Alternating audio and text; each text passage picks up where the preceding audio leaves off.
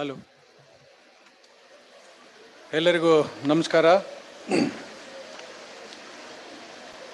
Now I request the dignitaries to come on the dais. Professor G. Hemant Kumar, our Honorable Vice Chancellor, who is going to preside over the inaugural function. Dr. C.N. Manjunath, guest, chief guest. Dr. S. Ayappan, who is going to release the souvenir. Dr. Professor K.S. Rangappa, former Vice Chancellor. Dr. Anil Dutt Samuel, Director DRDO DFRL Mysuru. Dr. Praveen Rishi, President AMI New Delhi. Dr. Namita Singh, General Secretary AMI New Delhi. I also request Professor S. Satish, Organizing Chairman, and also Professor Chandra Nayak, another Organizing Chairman.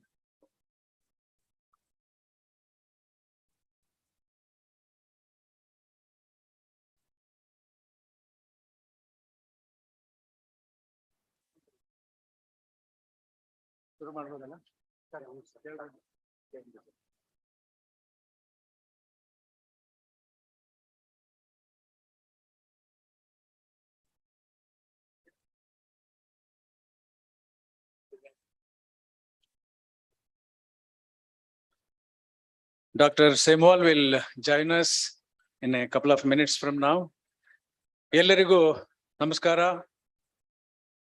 Mysuru ದಸರೆಯ ಪವಿತ್ರ ಪರ್ವದಲ್ಲಿ ತಮಗೆಲ್ಲ ಶುಭಕಾಮನೆಗಳು. The 62nd Annual International Conference of Association of Microbiologists of India, AMI, is taking place under the auspices of the University of Mysore in association with CSIR, Central Food Technological Research Institute, Mysore, DRDO, Defense Food Research Laboratory, Mysore, Karnataka Science and Technology Academy, and JSS Academy of Higher Education and Research, Mysore.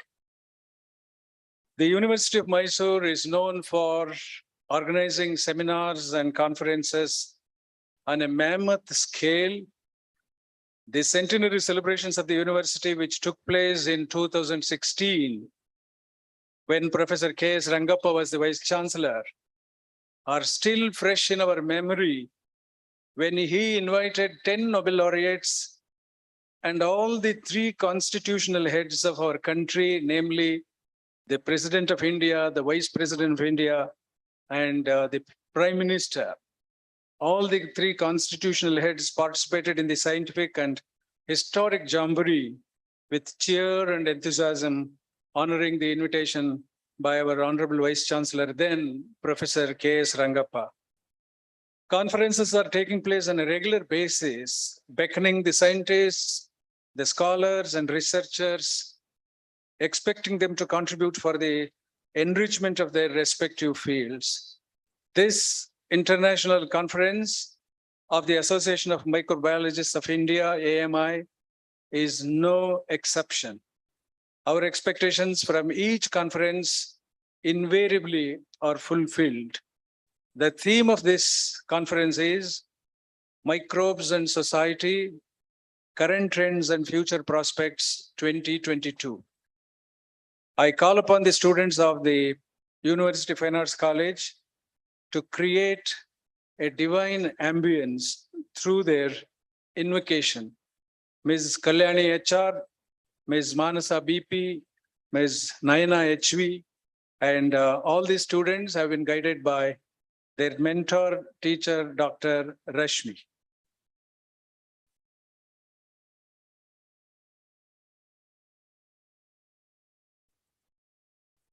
Jaya Jaya Devi, Jaya Jagajanani, Jaya Jaya Saraswati Mai, Jaya Jaya Devi, Jaya Jagajanani, Jaya Jaya Saraswati Mai,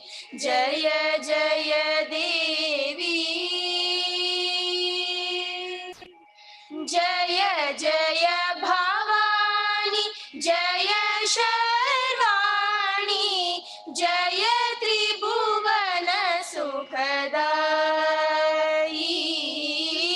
जय जय भवानी जय शर्वाणि जय त्रिभुवन सुखदायी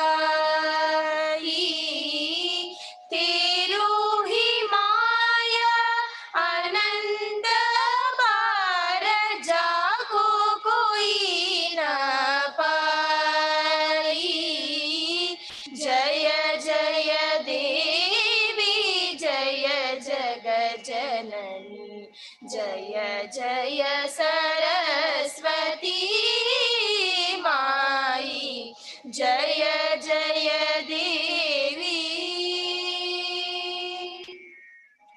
तेरो ही रूप भयो सब विद्या सुर नर चरण मनाई तेरो ही रूप भयो सब विद्या सुर नर चरण मनाई पद्मनाभ रूप चरण सरोर सेवक के मन बाई जय जय देवी जय जग जननी जय जय सरस्वती माई जय जय देवी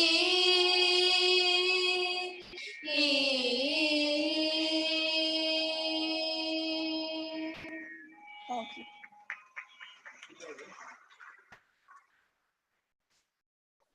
The poet laureate Kuvempu composed this song, which is our state anthem, which reflects the idea that Bharatamata has given birth to great children and they will eternally bless this country.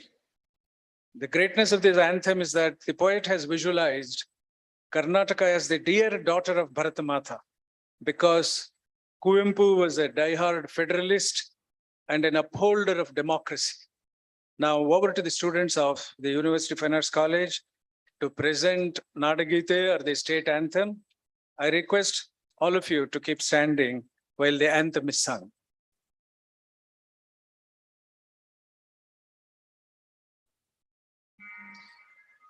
जय भारत जननीय तनुजाते जय हे कर्नाटक माते जय सुंदर नदी वनಗಳ ನಾಡಿ जय हे रस ಋಷಿಗಳ ಬೀಡೆ जय भारत जननीय तनुजाते ಜನನಿಯ ಜೋಗುಳ ವೇದದ ಘೋಷ ಜನನಿಗೆ ಜೀವವು ನಿನ್ನಾವೇಶ ಹಸುರಿನ ಗಿರಿಗಳ ಸಾಲೆ ನಿನ್ನಯ ಕೊರಳಿನ ಮಾಲೆ ಕಪಿಲ ಪತಂಜಲ ಗೌತಮ ಜಿನನುತ ಭಾರತ ಜನನಿಯ ತನುಜಾತೆ ಜಯ ಭಾರತ ಜನನಿಯ ತನುಜಾತೆ ಸರ್ವ ಜನಾಂಗದ ಶಾಂತಿಯ ತೋಟ ರಸಿಕರ ಕಂಗಳ ಸೆಳೆಯುವ ನೋಟ ಹಿಂದೂ ಕ್ರೈಸ್ತ ಮುಸಲ್ಮಾನ ಪಾರಸಿಕ ಜೈನರ ಉದ್ಯಾನ ಜನಕನ ಹೋಲುವ ದೊರೆಗಳ ಧಾಮ ಗಾಯಕ ವೈಣಿಕರ Rama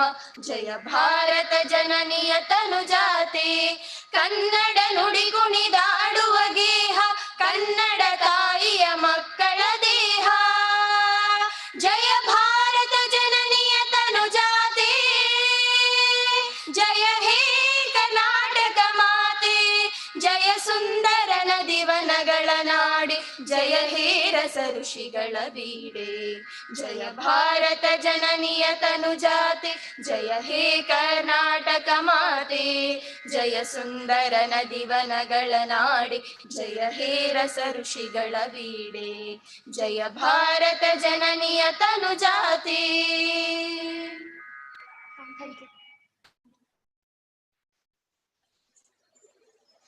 Thank you, dear students, for the soulful rendering of the state anthem. It is our time-honored custom to receive our guests with a bouquet right at the start. I have the honor of calling upon the members of the organizing committee to present bouquets to the dignitaries on the dais. I request Dr. Chandranayak to present a bouquet to Dr. C.N. Manjunath, the chief guest on the occasion.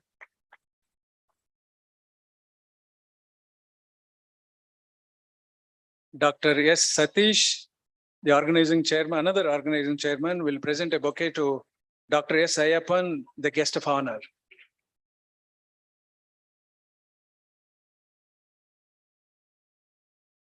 Dr. Harish Prashant will present a bouquet to Honorable Dr. K.S. Rangappa, patron of this international conference. Dr. C.D. Mohan will present a bouquet to Professor G. Hemant Kumar, our Honorable Vice Chancellor. Dr. Kiran Kumar Emen will present a bouquet to Dr. Anil Kumar Semwal, our guest of honor. I request Dr. Mahadev Kumar to present a bouquet to Praveen Rishi, President of AMI.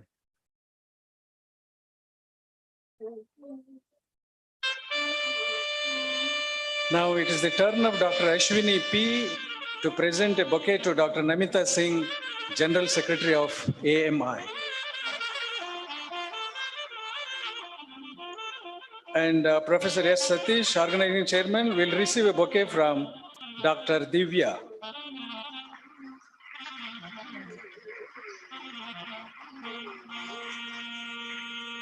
Dr. Sumana K. will present a bouquet to Professor Chandra Nayak, the Organizing Chairman.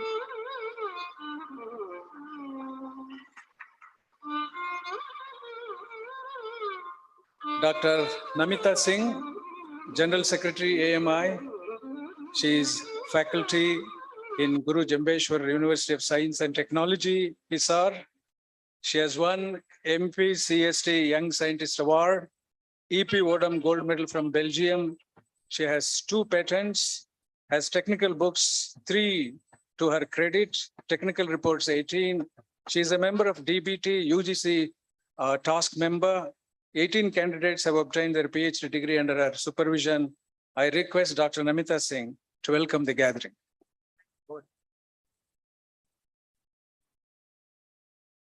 Thank you, Professor Nagara. Namaskara, Mayasuru.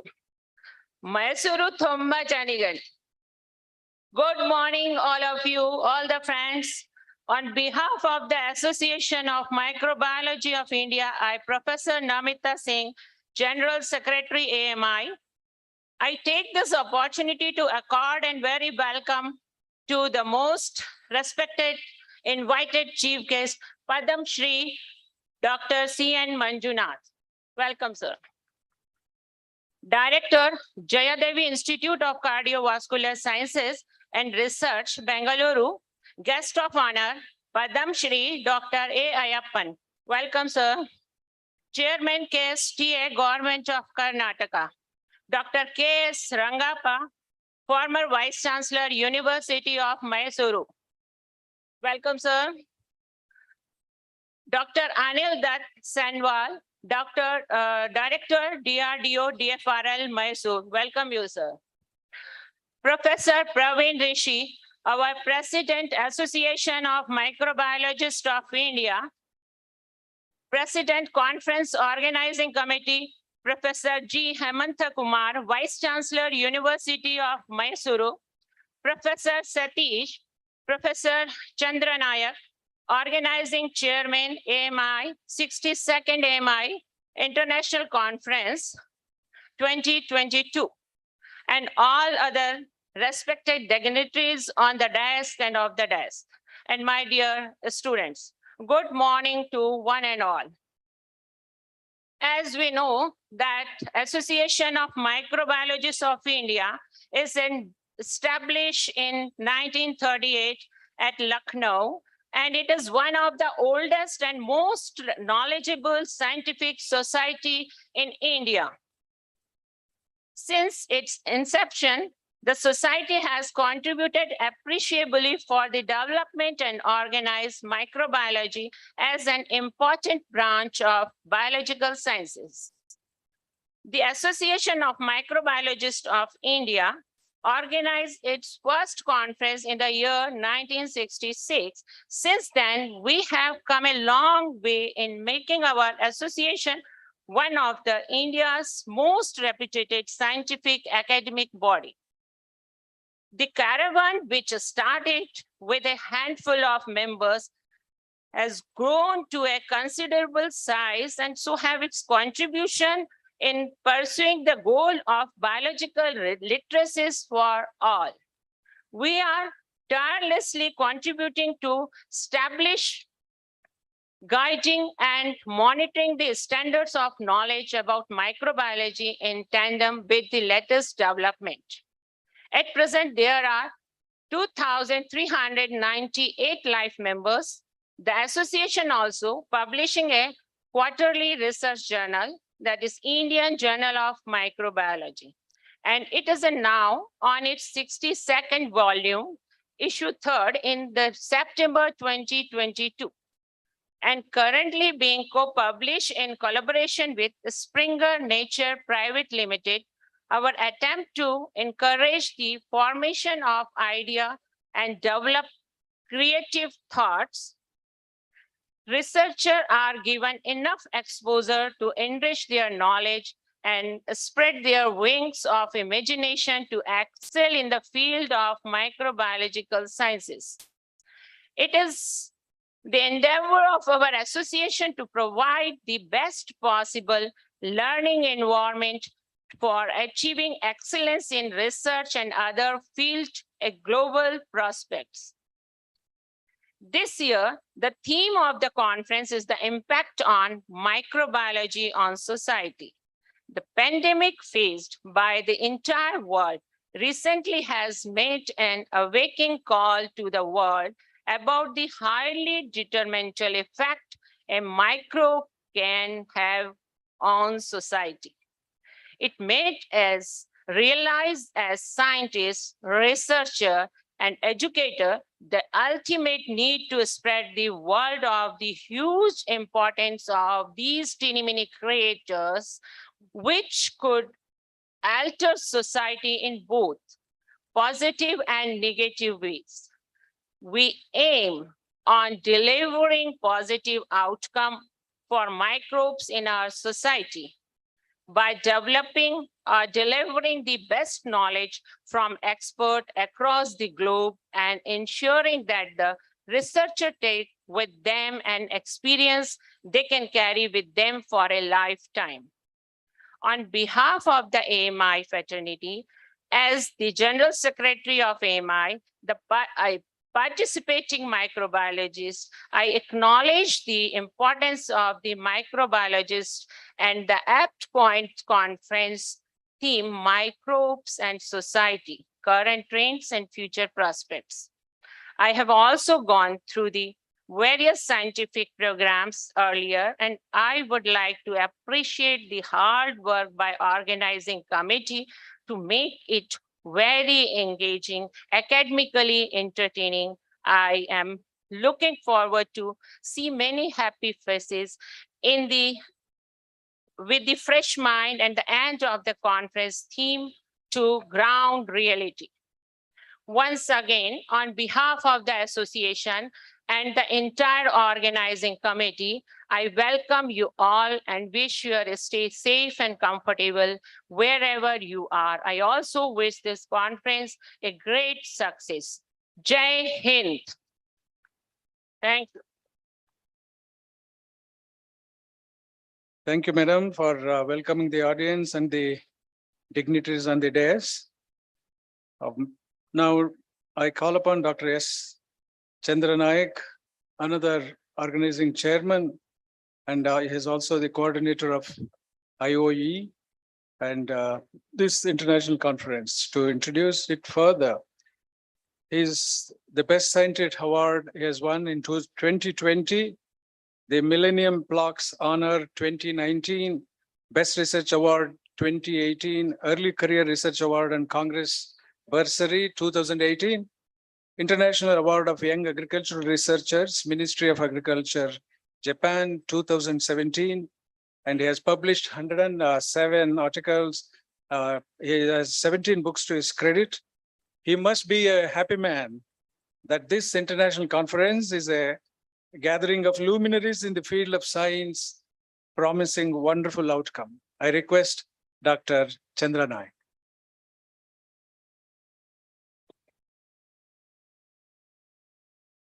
Namaskara. Good morning, all. Respected Padma Shri Dr. C.N. Manjunath, Director, Jayadeva Institute of Cardiovascular Sciences and Research, Bangalore. Padma Shri Dr. S. Ayyappan, Chairman, KSTA, Bangalore. Professor G. Hemant Kumar, our Honorable Vice Chancellor, University of Mysore. Professor K.S. Rangappa, former Vice Chancellor and Distinguished Professor, University of Mysore. Dr. Anil Dutt Semwal, Director, DFRL. Dr. Praveen Rishi, President, AMI. Professor Namita Singh, Secretary, AMI. Dear teachers, friends, and participants.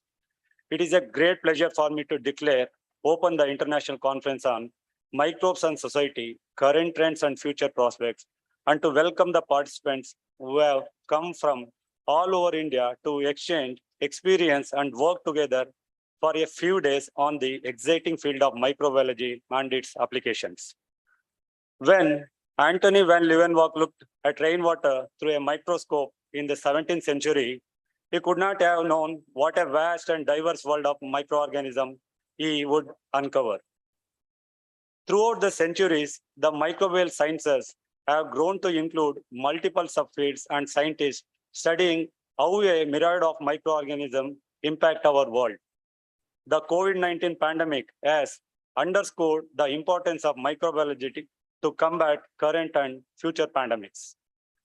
All around the world, there are microbiologists making a difference to our lives, ensuring the safety of our food, treating and preventing diseases, developing green technologies, or tracking the role of microbes in climate change.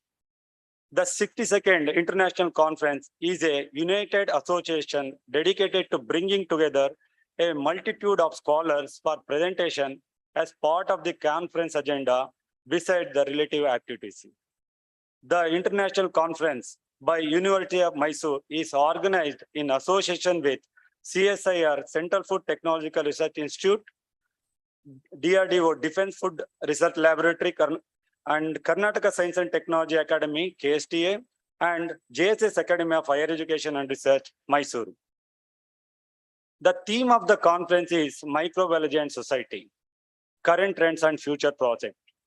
Due to the high quality of research themes selected for this international conference, the event provides an exceptional value to students, scholars, and industry-oriented researchers.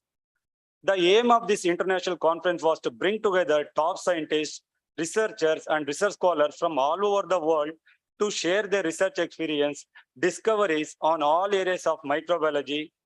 The aim is being realized now. Microbes and their effects on health of humans, animals, and plants play a key role. Microbes have a broad, deep, and mostly beneficial impact as a result of their activities. The biosphere's life-sustaining mechanism comprises microorganisms that work in tandem. Microbiology literacy is low among the general public and decision makers, in contrast to other subjects with widespread social effects such as economics, health, and transportation, which are well known. This involves critical thinking in daily choices and in health evaluation, planning, and policy development at the local, national, and the global levels. Microbial communities interact with their host in many ways, influencing their health and biological feature as well as barrier functions. Without microbial nitrogen fixation, disease defense, and hormone-like compounds that encourage plant growth, plant primary producer would not have been able to offer enough biomass for animal consumers to evolve. Microorganisms protect animals from diseases, ferment food in ruminants like cows, and digest insect food. In this conference, there are 11 main themes in this conference, covering most of the microbiological aspects and their associated areas in exploring and showcasing the importance of microbes in human welfare. Besides, we have two special programs which are aimed at encouraging the school students in microbiology and realizing the importance of the women scholars and scientists. We have yet another program, Women's in Science. I'm happy to acknowledge that this international conference is being attended by more than 1,400 delegates across India, and more than 10 speakers are from abroad. The speakers in the program are uniquely placed to debate, discuss, and highlight the key points, trends, and reforms in the system for the audience. The keynote speakers will certainly enlighten us, dwelling on the influence, priorities, development, and comparison to international standards in the microbiology field. We have arranged a paper and post-presentation opportunity for our delegates to put forward their fresh and new thoughts in this vast field. We have requested our special judge panelists to judge them. It is very kind of them that they have gladly agreed to do the needful. I want to remind our delegates and moderators gently to be very strict about this schedule and see that no session goes beyond its limit. All the delegates are requested to collect their conference kit and food coupon from the reception after this session. After the whole day of speculation on the most demanding field of healthcare, we have organized a cultural program to refresh the minds of all you in the evening. I wish you all the best and hope you will all have a pleasant stay in the city of Mysore for the next 3 days. Thank you all for your presence and participation. I thank the organizing committee, volunteers for giving us such a platform to all of us to raise the issues and go through the solution of such a burning subject. It is a privilege for all of us to host you all in our city of Mysore, which is being decked for the Dasara festivities of 2022. I sincerely hope that this turns out to be an idea platform for you to exchange views and to debate and network, so that it gives a significant push for your nascent ideas. The policymakers and the general public will also have their share of takeaways from this international conference. I declare that conference is open for further proceeding. Thank you, one and all.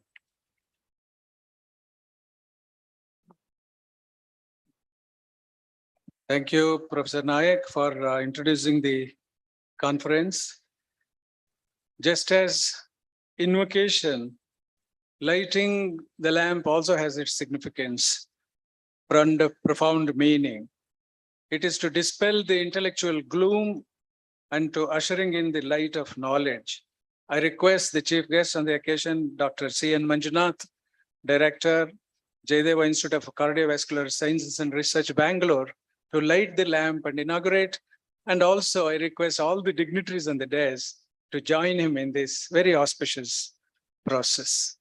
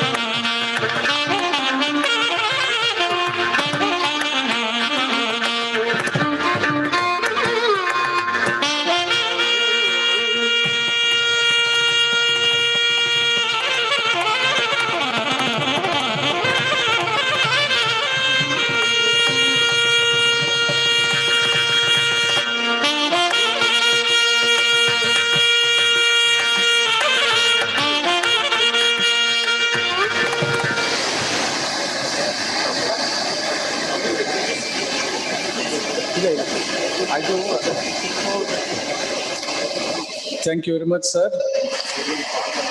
Dr. C.N. Manjunath, Director, Sri Jaydeva Institute of Cardiovascular Sciences and Research, is a very distinguished scientist himself. Won Sir C.V. Raman Young Scientist Award way back in 2001, Distinguished Physician Award 2003, Distinguished Service Award 2006, honored with Doctorate of Science, Rajiv Gandhi University of Health Sciences, Bangalore, and another doctorate from Mangalore University, Mangalore in 2012. Millennium Plaques of Honor, Man of the Year, Lifetime Achievement Award in 2016, Doordarshan Chandana Award 2018, Vishwamanav Award 2019, Distinguished Leadership Award in Cardiovascular Sciences 2019. Dr. C.N. Manjunath possesses a heart of gold, and he is known all over Karnataka for his care and compassion. And for us in Karnataka, he is not merely a Vaidya, he is a Bhavaroga Vaidya. I want to describe him as Bhavaroga Vaidya. So your claps, don't be miserly, because we are in the midst of such luminaries and they have achieved such great distinction. And especially Dr. C.N. Manjunath, the chief guest on the occasion, we love to call him Bhavaroga Vaidya. Now, I request you to address the audience, sir.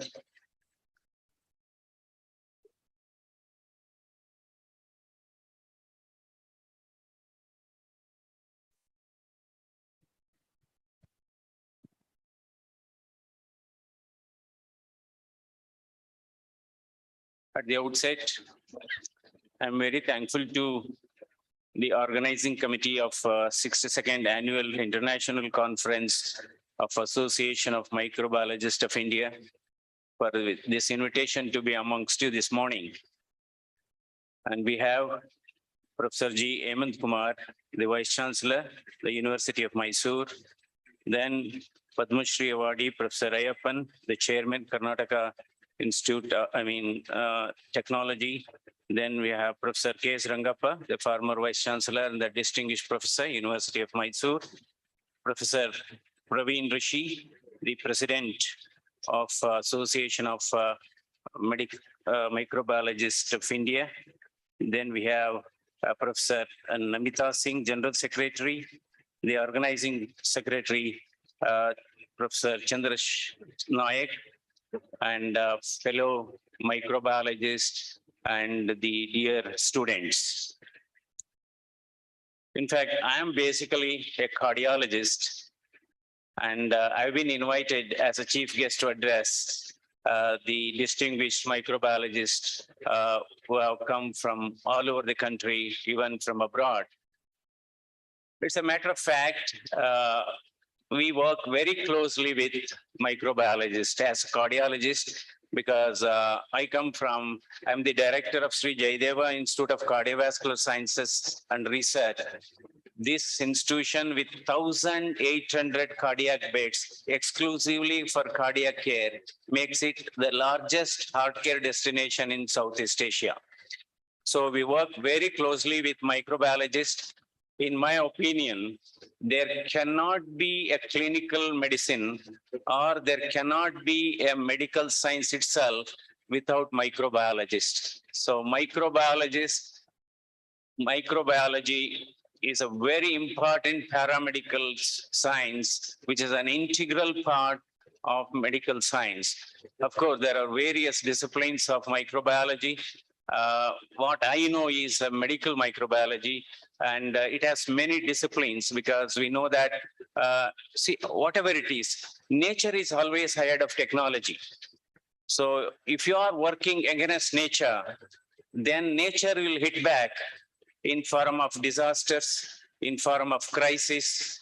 So the typical prototype of going against nature is recently what we have gone through is the worst global medical emergency is COVID-19 pandemic.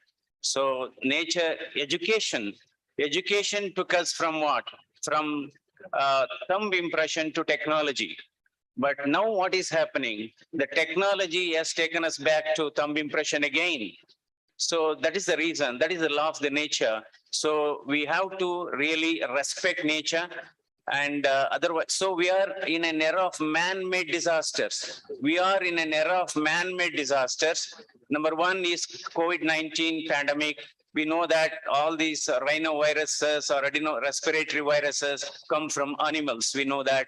So unfortunately, what is happening now, because the forest cover is getting reduced and the human habitat is moving very close to the forest. As a result, more and more of these viral infections are coming to human beings. That is one. So one is COVID pandemic. Then we have the climate change. That is another disaster. Then we have weather and water crisis and problems. And fourth, yes, we have what is called non-communicable diseases. Today, India is sandwiched between non-communicable disease on one side. Then we have infectious disease on the other side. 50%, 50 to 60% of deaths in India is due to non-communicable diseases, and about 40% is due to infectious diseases. So here comes the role of microbiology. Without the contribution of microbiologists is primarily for prevention of diseases, prevention for diagnosis, and also for effective treatment of all these infections. That's also very, very important.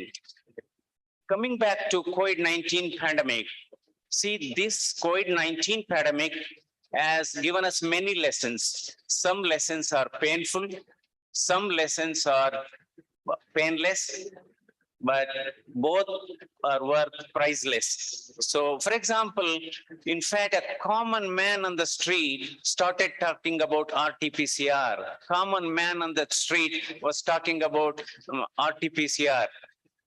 Till then, RT-PCR, that particular thing was known only to microbiologists, not many. Of course, we as clinicians, we are talking about PCR for diagnosing many infections, but RT-PCR has become an household name.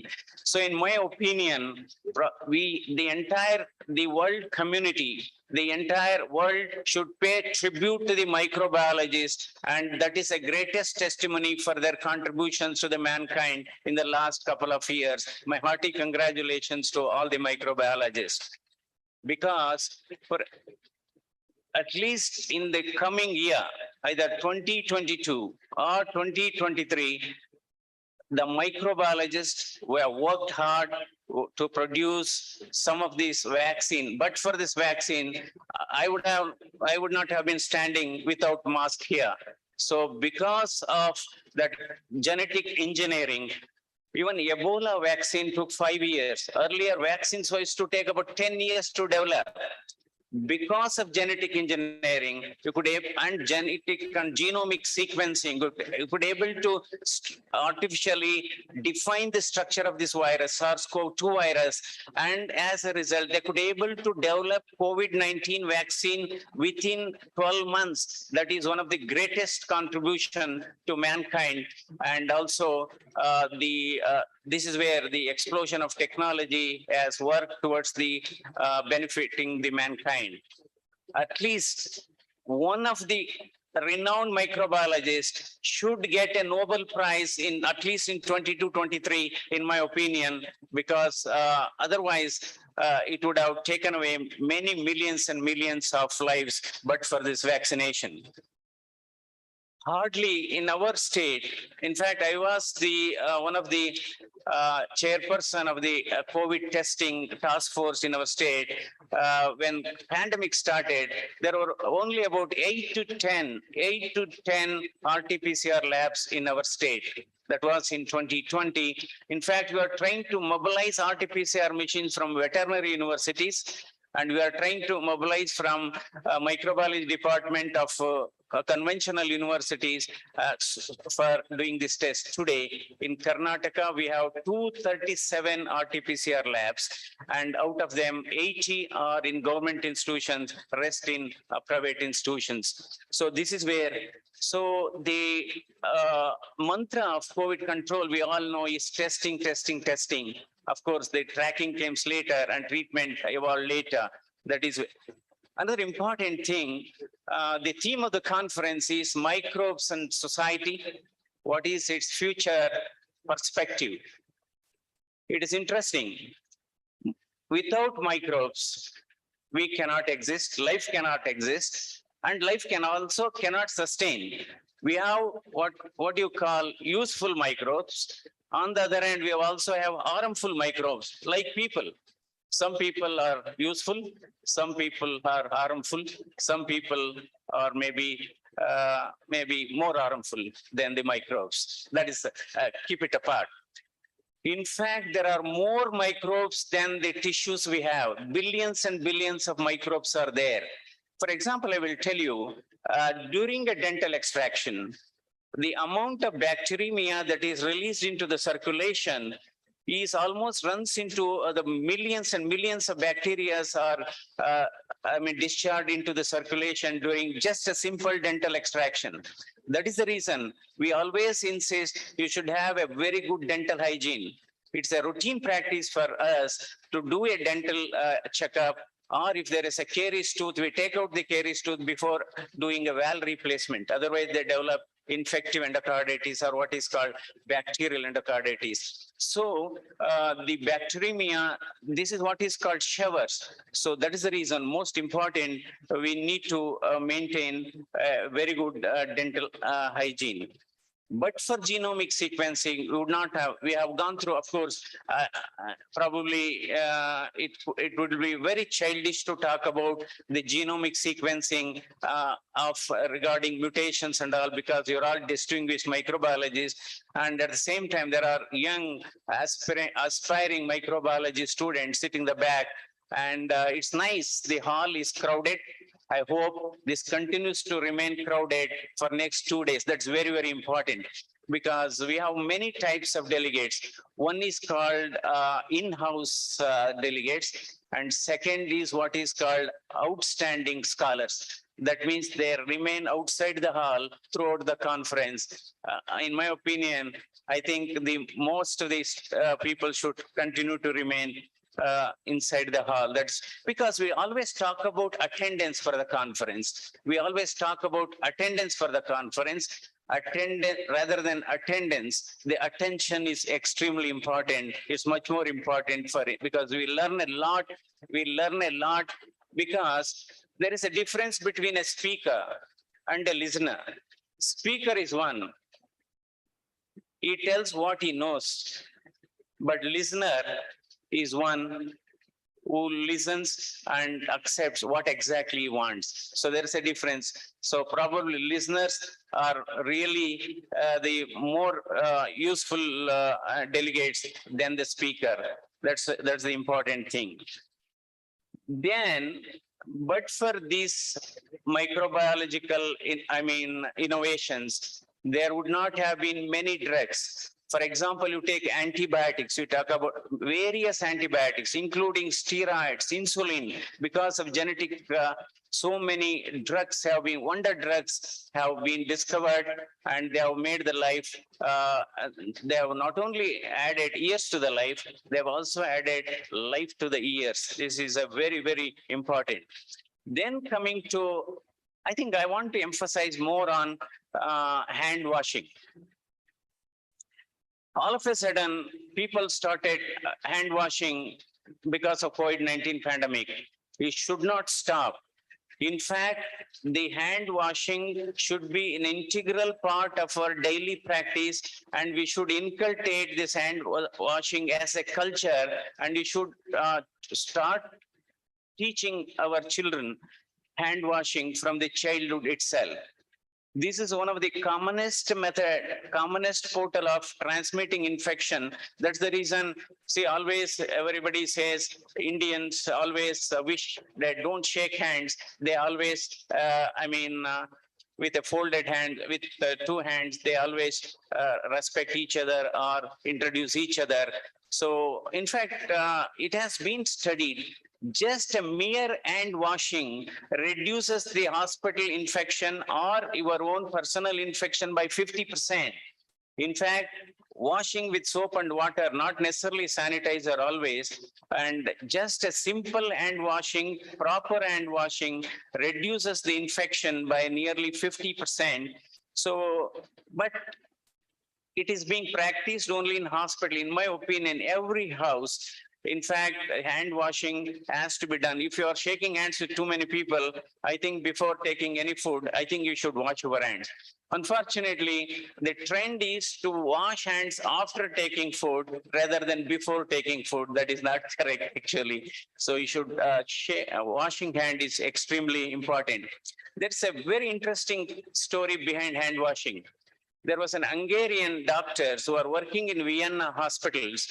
There were two maternity hospitals. One was managed by doctors. The second maternity hospital was managed by midwives, that is nurses. What happened? The maternity block that was managed by doctors has a very high death rate. Mothers were dying, babies were dying.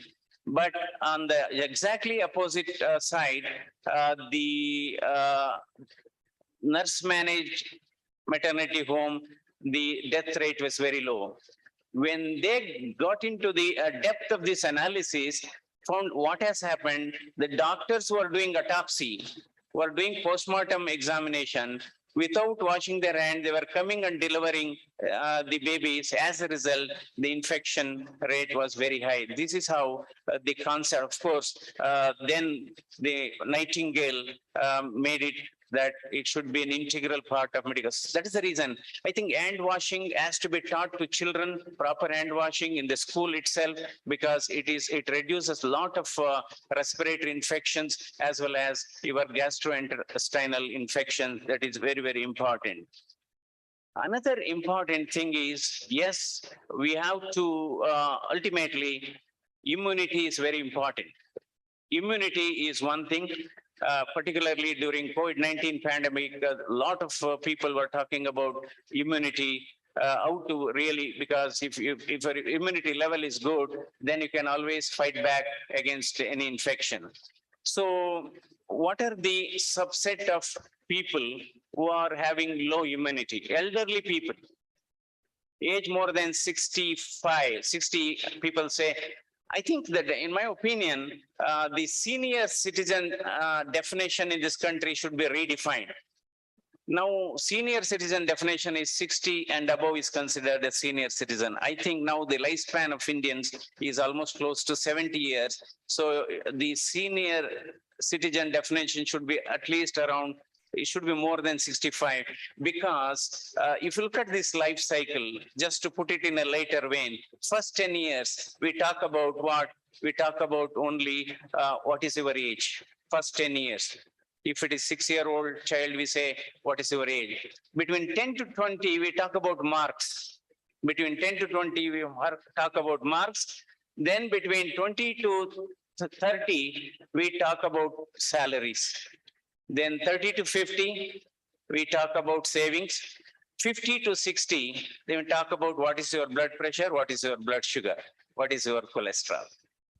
Then again, 60 to 70, we talk about pensions. Again, after 70, we talk about age. If you meet somebody around 75, 80 years, we ask, what is your age, sir? That is the reason. Now the reproductive age is also has been shifted from 20 to 30 to 30 to 40 now. The reproductive age group in India, now it is between 30 to 40. And the most productive age is 60 to 70.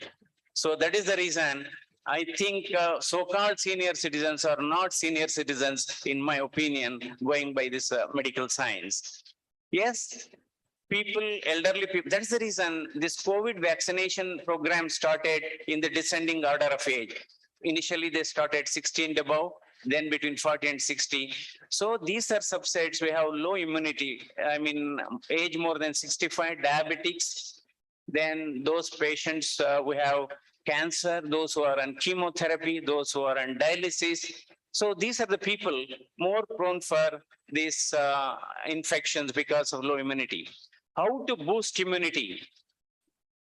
In fact, we always talk about medicines to boost immunity.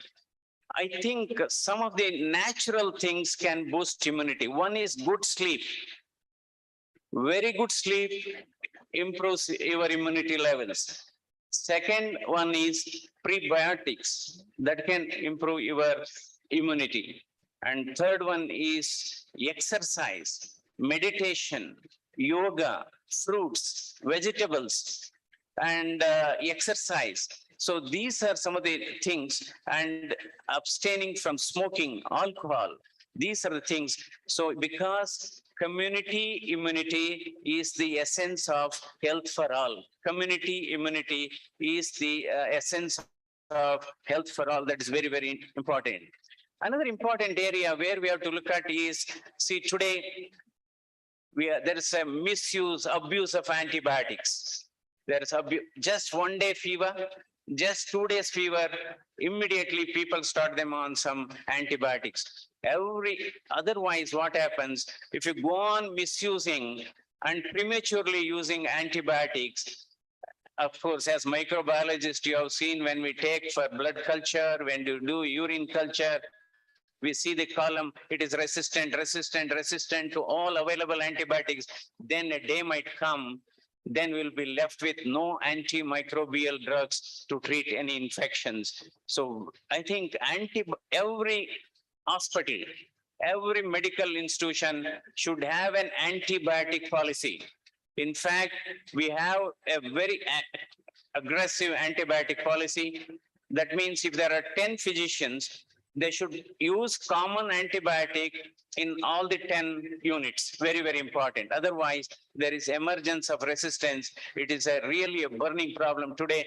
In fact, there was the erythromycin was abused, misused during this COVID-19 pandemic. It was just a across-the-counter prescription. So, see, it's very interesting. We are giving antibiotics, very expensive antibiotics. Each day it might cost about 5,000-10,000. Then no response, then go back to first generation antibiotic, they're responding just about 200 rupees. So this is where both microbiologists and clinicians have to work together as far as the antibiotic policy is concerned. Then a bit about the long COVID syndrome. Of course, it's from clinical perspective. Those who have fully recovered from COVID, can they have a long-term problems? What are the problems? What you have seen? A small percentage, about 5% of patients who have fully recovered from COVID, no symptoms, they can develop a cardiovascular problem, because we know that COVID-19 infection is a prothrombotic, it promotes clot. About 5% of patients can develop a heart attack related problem because of clot formation. They can develop deep vein thrombosis. That is the reason if post-COVID people, that is one. Second is diabetes, because this virus has affected the beta cells, and it's two issues. Either steroids might have precipitated diabetes, or the direct viral infection itself can cause diabetes. That is second one. The third one, loss of weight and weight loss. These are the things, and allergy. These are some of the long COVID symptoms what we have seen. So another important thing, yes, we have been talking about health for all. When we can achieve this goal, health for all, it's not just building hospital, providing a lot of equipments. Yes, that is one component.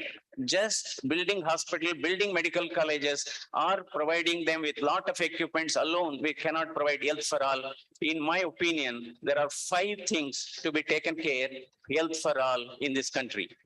The number one, you have to provide clean air. You have to provide clean air. Second is safe drinking water. Very important, because you know that there are a lot of waterborne diseases. And third is very important thing is taking care of malnutrition and also taking care and food adulteration. And you have to, so one is clean air, clean water, unadulterated, naturally grown food products, malnutrition, and all these things, then only we can think of health for all. So definitely, this is going to be a great conference. It is because it's going to be, because there are various disciplines I have seen. See, but for these microbes, you would not have eaten any of the bakery products. So would not have had any of those antibiotics, some of them what we have delivered. So I'm seeing a lot of students here. So definitely you have to maintain a very good academic atmosphere yourself, because because microbiology, pharmacology and microbiology have got a great potential and a great future. So pharmacology already, because today India has got a state of art, world-class R&D centers. They are manufacturing a lot of drugs. They are exporting a lot of drugs. So microbiology and biotechnology is running very close to that. You've got a great future, but be patient. And at the same time, perseveration is extremely important. And you should be always, of course, this is a general advice. You should be with the people who are good for your mental health. That's very, very important. You have to be you have to move with the people who are very good for mental health. And definitely there's a difference between argument and discussion. As students in microbiology, or any students for that matter in any discipline, always believe in discussion, not in argument. Argument is different, because the discussion is exchange of thoughts, discussion is exchange of knowledge, so we need to promote it. And argument is an exchange of ignorance and ego. I think that you have to really take away from that. So that's very, very important.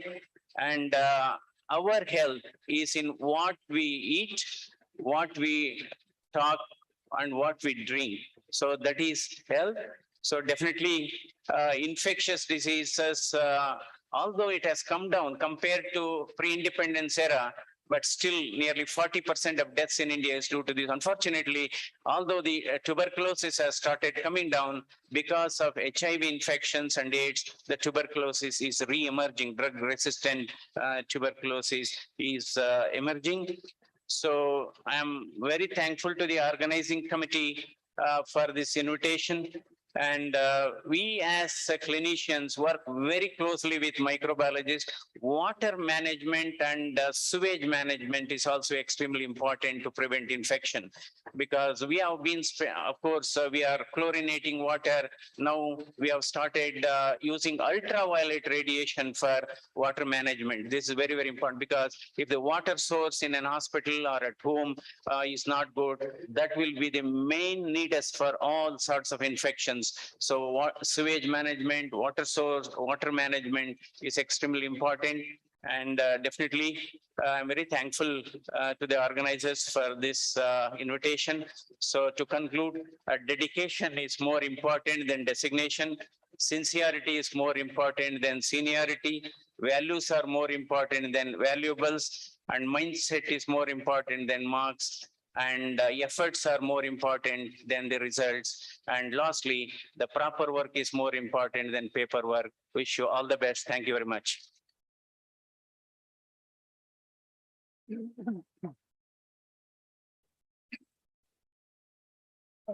Ladies and gentlemen, you would all agree that Dr. C.N. Manjunath is always audience friendly.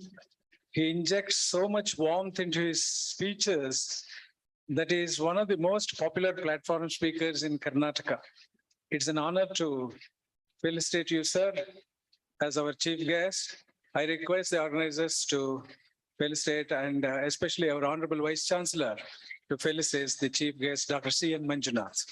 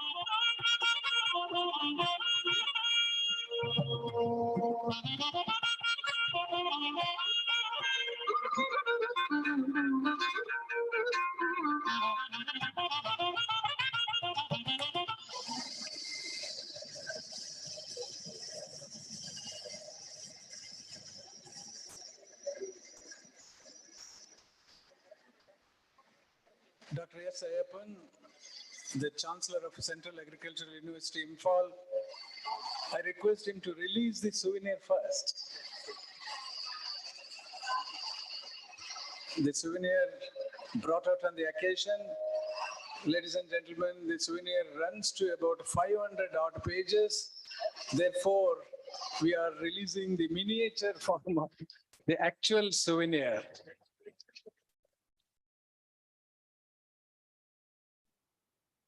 The souvenir proper runs to more than 500 pages. This is miniature.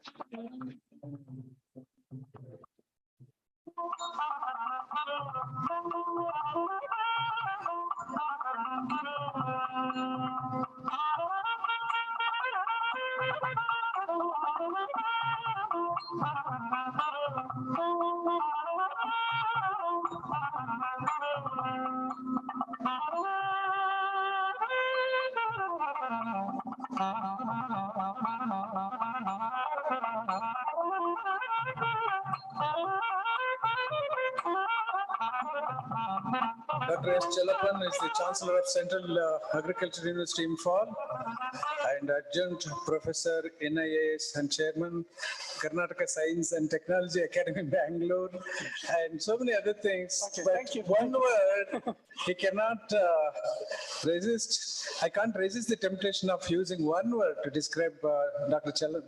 Ayappan. He reminds us of Professor Prafulla Chandra Ray in his austerity and detachment, which are the Indian virtues. Thank you. Thank you very much, Professor Nagarna.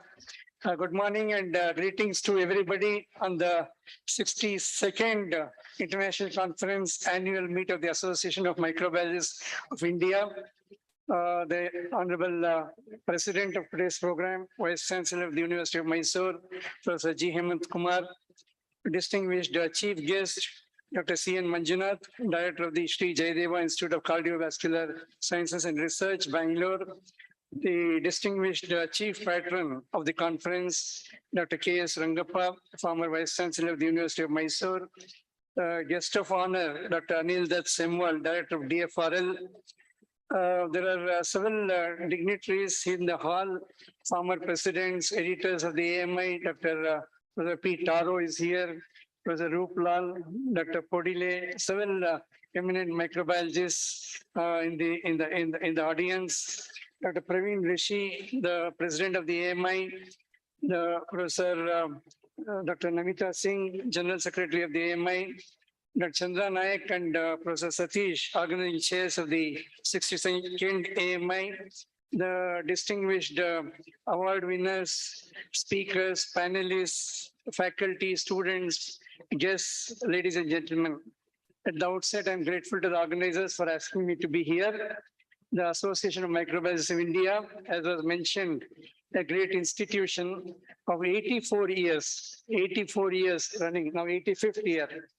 But what amazes me in every conference, annual conference, is the average age of the members keep getting lower and lower. I see Professor Taro with the same enthusiasm, Professor Rooplal, and whoever is there. All are growing younger by the day. And as you can see in the dais also, the chief guest, Dr. Manjunath. Dr. Manjunath was mentioned as a man with heart of gold. I would like to add one more thing. His hands are also made of gold. He has thousands of surgeries and given life to lakhs of people. I mean, every month, every year it goes on. And he also happened to be, as was mentioned, a chair of one of the committees of the COVID-19 pandemic during the last 3 years. And every time he gave us such confidence to the people of Karnataka that we rebounded, that we all came back to lives. Every time he spoke, he came on the media. That's the kind of chief guest we have today. Thank you very much, sir, for gracing us this morning. Similarly, Dr. K.S. Rangappa, former Vice Chancellor, a miracle man. He is a magnet who brings people from all over the world and in the country every time. Every time I come to University of Mysore, it is that kind of energy and vibrancy. And Dr. Rangappa, sir, thank you very much. Again, you have brought me here, so I'm standing here. Thank you very much. Professor G. Hemant Kumar, the president of the program, takes such pains, such details in everything. And today's conference and the next 3 days you are going to spend in Mysore are going to be fabulous because of him and his team. Thank you, Professor Hemant Kumar, sir, for all this. Fortunately, I'm a small-time microbiologist. I'm an aquatic microbiologist. So I've been associated with AMI for the last 3 decades almost. And Dr. Semwal, at DFRL itself, we had about a conference, AMI conference, about 3 decades back. And I used to be much younger. I had a black beard. And I also came from Bhubaneswar for the conference. It was a great one. And the 40th conference, Professor Rupalal and Dr. Tarosa, we organized it in Bhubaneswar in Odisha in year 2000. So a lot of memories with AMI. And I'd also like to mention about the journal, the Indian Journal of Microbiology. That's a great journal today because of Dr. Rupalal's efforts with Springer and all that. So we remember each one in AMI, including the present president, Dr. Praveen Rishi, for your contributions. And I join the organizers in welcoming all the delegates from all over the country to Mysore. Mysore, University of Mysore, great institution, as was mentioned, a 106-year-old institution, to come here and that kind of legacy, that kind of knowledge that is in Mysore University, something to be enjoyed. So on behalf of all this, I would like to thank the organizers and welcome you. Very briefly, Microbes for Society, a great theme. And as was mentioned by the Honorable Chief Guest, in the post-pandemic period, fortunately, I hope, sir, we are in post-pandemic. We are no more with the pandemic. What happened was that respect for science grew in the society. As was mentioned, the 2 sectors that worked relentlessly during the COVID was one, health, and secondly, you would appreciate, it was agriculture. It was food, that brought this solace. As was mentioned, the word virus today, DNA, RNA, PCR, immunity, detection, it's all common words in the society. I try speaking to a vegetable vendor. He knows what is PCR. PCR should be brought today. So that's the kind of awareness that has come about.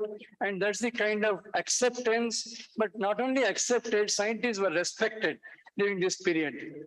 Friends, young friends, are you happy to be microbiologists? Are you happy?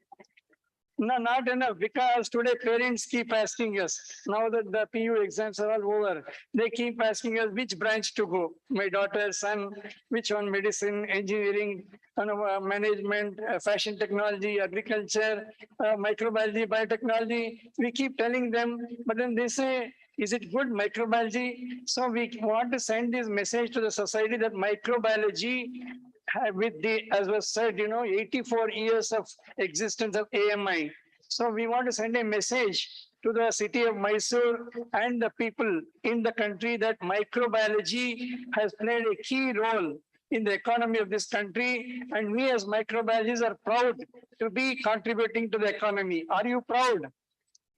Not enough. Are you proud? Still louder. Okay, so now, friends, this is a redefining moment for science and technology in this country, because we are talking of, we just had the Azadi Ka Amrit Mahotsav. The Atmanirbhar Bharat is another thing that we are talking of. So we keep on talking of science, technology, and innovations that can be played by science and technology by institutions, but innovations by any individual. So that's the kind of thing that we are talking of today. And new paradigms that have come up. it could be CRISPR, metaverse, the Leeuwenhoek, that Chandanaik spoke of Leeuwenhoek for microscope. Today, we don't even require a microscope. We have a macroscopic bacterium from the Caribbean mangroves. I'm sure you're all aware of it. It's the sulfur pearl. And then we keep talking of One Health.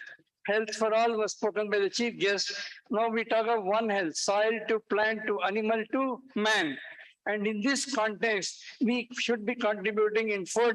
We have been contributing in food production, preservation, packaging, processing, new foods. In the industry, waste management was talked of. Biodegradation, our biggest problems today, microplastics, antimicrobial resistance was spoken at length. And then pharma, health, biofuels, energy. The new dimension is energy from microbes, the space sciences, and then deep oceans. So blue economy, you talk of anything, microbes play a role. So our friends who have come from far and wide, who are doing your PhDs, MSCs, postdoctorals. Now today the avenues are up plenty in microbiology. So unlike the traditional microbiologists, so the new frontiers, we have both the problems and the solutions to be coming forth.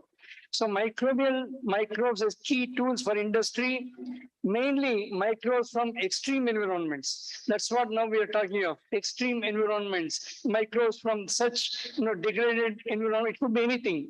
So it is in this context, we are talking of interfacing with other disciplines. A globally known chemist is sitting on the dais, Dr. K.S. Rangappa. Now, what we are, sir, is today an interfacing. That's what is not happening. We are all growing in silos, doing very good work, but an interfacing between disciplines. Maybe today, microbiology, chemistry, microbiology, the IT, digitalization that's coming up. So greater interface of microbiology to be into digital economy that we are talking of, and also the kind of bioinformatics that we have today, the kind of capacities. Now, can we reap the benefits for microbiology from these disciplines? That's what we are talking of. Very briefly, societal communication has become very important. Now, this is the right time. When people have appreciated science, when people have appreciated health concerns, when the society has said, applauded microbiologists, this is the time to hammer. The iron is hot, and then we should take this time for strong, aggressive communication with the society. Information dissemination, right information. And that's where we are talking about new avenues for startups. Enterprises, several microbiologists, it could be Kiran Majumdar Shah, who started with enzymes. Today in Karnataka, for example, a leading, the industrialist in the world. I mean, that's the kind of microbiology background she has. So with that, can we get to venture more and more startups, more and more enterprises? And that's where we are talking about knowledge and skills. And this decade is going to be the knowledge decade, microbiology as a special vehicle. And come 2030, another 8 years, it's going to be sustainable development goals. I'm sure you're all aware of it. 17 goals of sustainable development goals, SDG 2030. And microbiology to be contributing to at least 7 of those goals. It could be food, it could be industry, it could be water, as was mentioned, it could be energy, and so on. So that's where we request the 62nd annual conference and the international conference, where we have overseas speakers, to have that kind of an understanding, synergy, even within microbiology. The General Secretary made a mention of how many disciplines, even within microbiology. I am in environmental microbiology, somebody in agriculture, somebody in pharma. We don't talk to each other. Now, with the 2,400 strong membership, can we say that, we have sub meetings, sub platforms, sub webinar meetings, where we bring these people, a cross section of them together, so that we can address problems holistically. And that's where I would request, can we have a Mysore Declaration at the end of 3 days, a Mysore Microbe Mission 2022. Can we come up with that? Mainly harping on, emphasizing on synergy between different disciplines of microbiology itself and further other disciplines. With these words, once again grateful, and I'm sure this great city of Mysore, decked up for Dasara in the next week, has all the things that you wish for.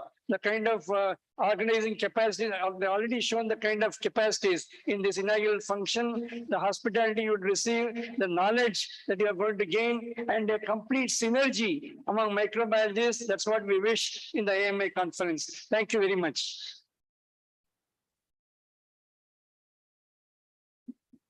Ladies and gentlemen, we have just listened to the scintillating talk by the chairman KSTA, Government of Karnataka, Dr. S. Ayappan. Now we have reached a very difficult point at this stage, that is felicitation. Dr. Ayappan is going to refuse, I know, but the organizers will prevail upon him. We are honored really to felicitate Dr. S. Ayappan.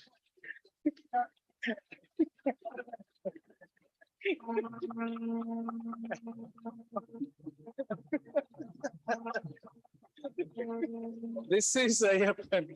So we knew it. We were mentally prepared for this. That's the reason why I compare Dr. S. Ayappan to great Prafulla Chandra Ray, the great colonial chemist, wonderful saintly Vijnani of India, who taught us austerity and detachment. So, thank you, sir.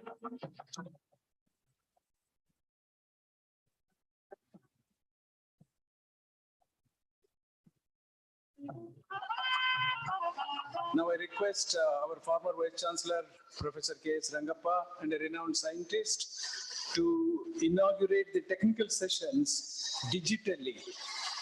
Digital inauguration of the technical sessions by Professor K.S. Rangappa, the former Vice Chancellor.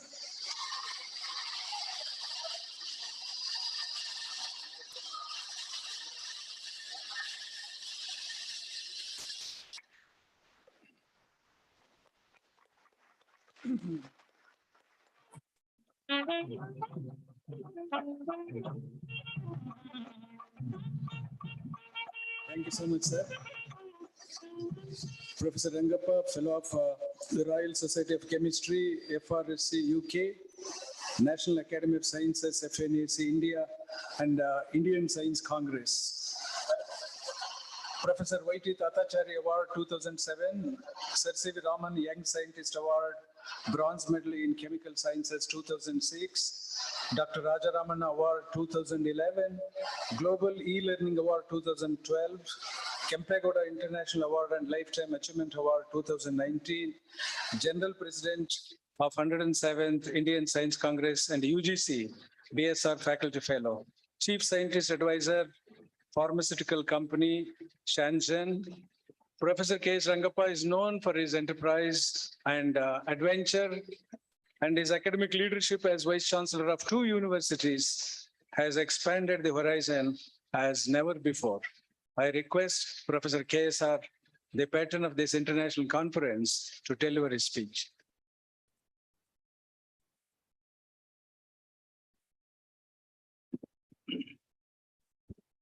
ಎಲ್ರಿಗೂ ನಮಸ್ಕಾರ.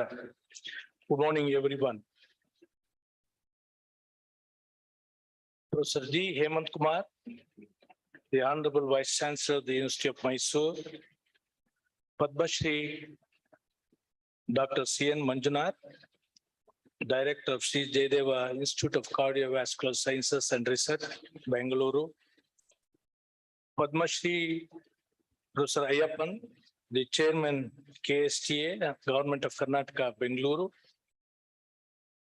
Dr. Anil Datta, Director DRDO, DFRL Mysore, Professor Praveen Rishi, the President AMI New Delhi, Professor R.C. Kuhar, Chairman Academy of Microbiological Sciences AMI New Delhi, Professor Namita Singh, the General Secretary AMI New Delhi, Professor Chandra Naik, Professor Satish, distinguished scholars, participants of the events, ladies and gentlemen, media friends. On behalf of the University of Mysore and on my own behalf, I welcome you all to this heritage city of Mysore.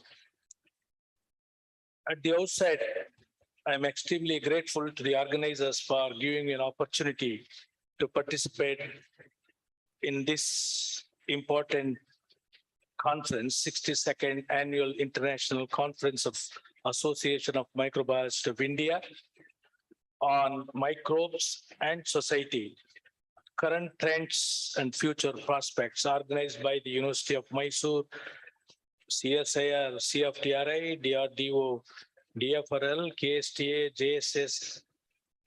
Thank you again, once again.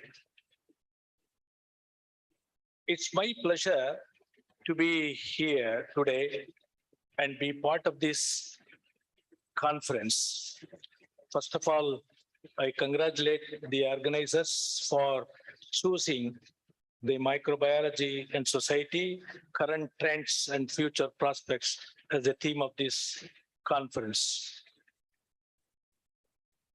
You know, Dr. Manjunath and Dr. Ayappan's given you the details. Microbes and microbiology has had a long, rich history, initially centered in the causes of infectious diseases, but now include practical applications of science. When we think of microorganisms, most of us think of disease, though these little bugs are overall more likely to help us than hurt us. Microorganisms are not only helpful, but necessary in nearly every aspect of our lives. They are important in making food that's in fermentation, breakdown of the waste in the ground, and recycling atmospheric gases above. Bacteria can even help with difficult waste such as oil spills, as mentioned by Professor Ayappan, and nuclear waste in producing vitamins such as vitamin K and some vitamin B vitamins. Bacteria are also extremely important for digestion. So therefore, microorganisms are helpful in information storing. The field of cryptography is even looking at ways in which bacteria can be used as a hard drive to store information.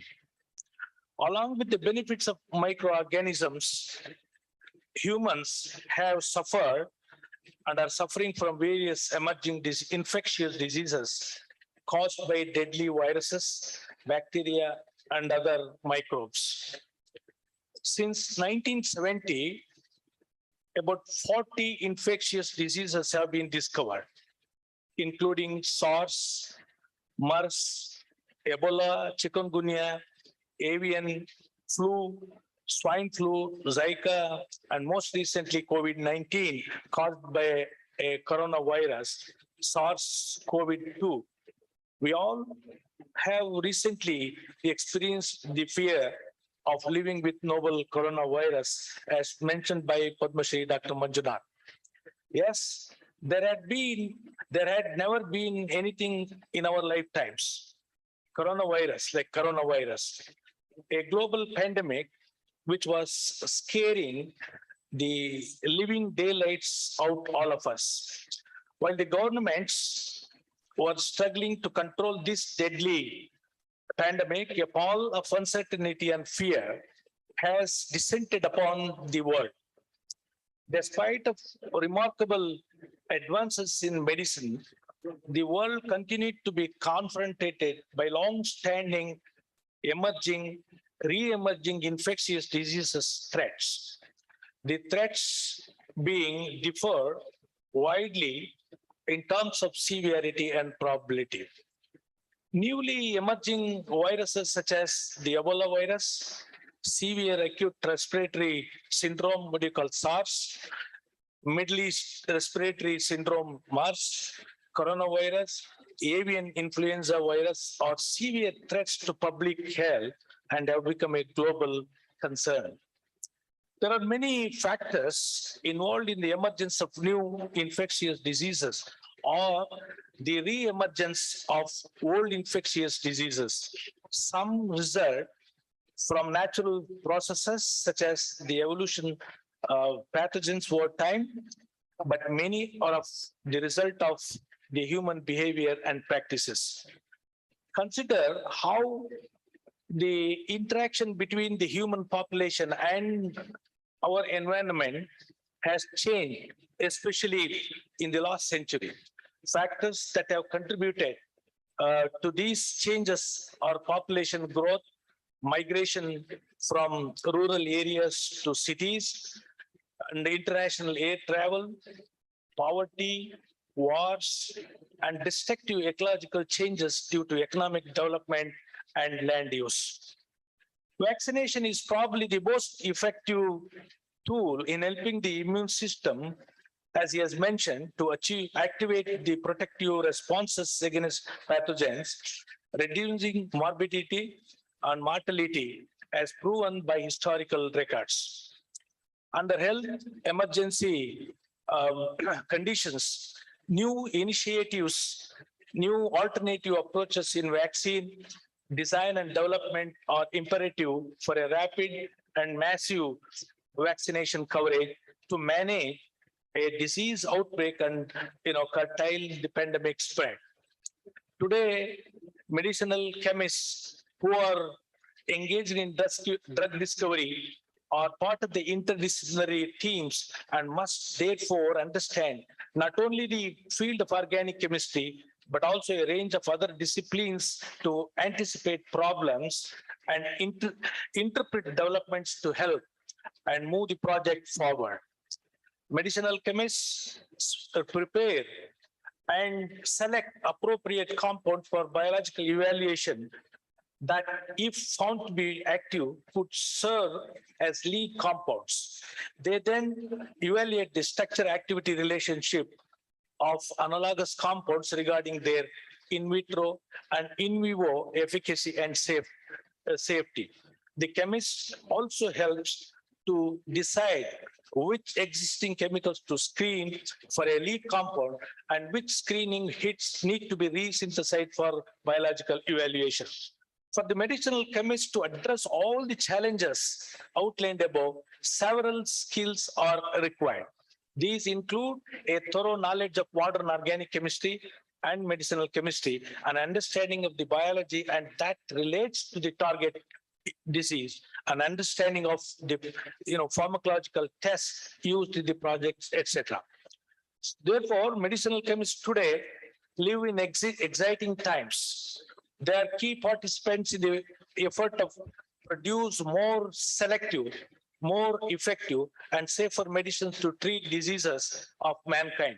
Their work can have a beneficial effect on millions of suffering patients, surely an important motivating factor for any scientist. Similar to organic chemistry, the field of microbiology is also fascinating, and there is more we don't know. What we have learned most in the field is that there is so much more to learn. Not only can microbes cause diseases, but they can also be used to develop drugs to fight other microbes. Say, for example, penicillin. Some viruses appear to cause cancer, while others are being evaluated as a way to fight cancer.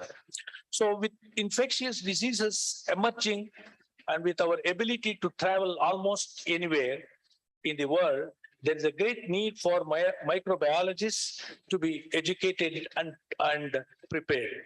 Science is unquestionably a search for a better understanding of the laws of nature, described in the broadest possible sense, from astronomy to medicine and from engineering to genetics. Despite massive steps forward in each field, the understanding always remains incomplete. So therefore, with these few words, as the guests mentioned, the microbiologists are very important in the society. I wish you all the best. May you all take bundle of scientific knowledge from this conference and enjoy these 3 days, the conference in the cultural city of Mysore. Thank you, one and all. Thank you.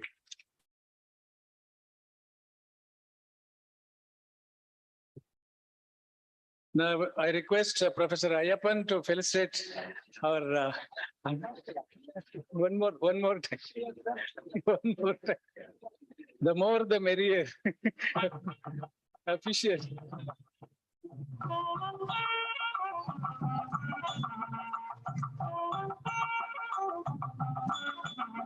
Professor Ayappan derives a lot of pleasure in honoring others rather than honoring himself.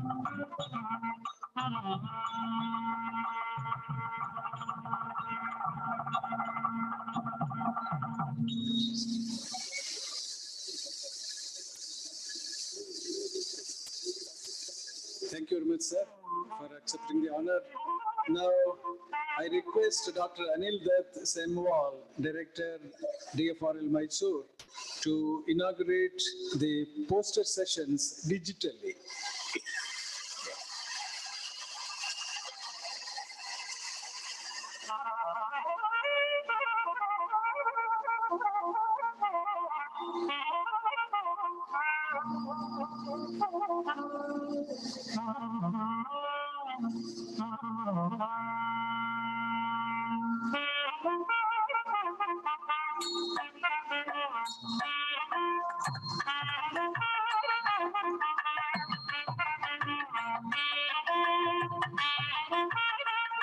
Thank you, sir.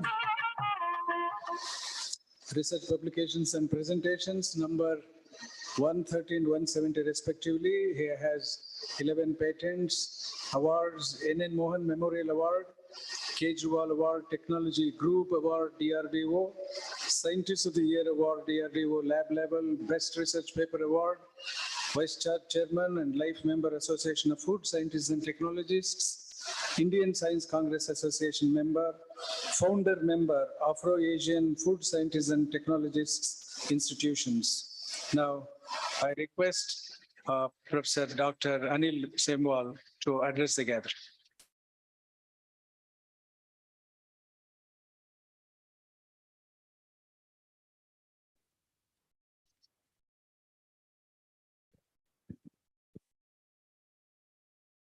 A very happy good morning to all of you. Padma Shri Awardee Dr. C.N. Manjunath, Director of Sri Deva Institute of Cardiovascular Science and Research, Bengaluru. Professor G. Hemant Kumar, Honorable Vice Chancellor, University of Mysore.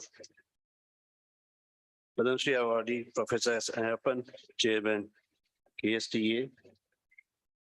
Professor K.S. Rangappa, Honorable former Vice Chancellor, University of Mysore. Professor Praveen Rishi, President, AMI New Delhi. Professor R.C. Kuhat, Chairman, Academy of Microbiology Sciences, AMI New Delhi.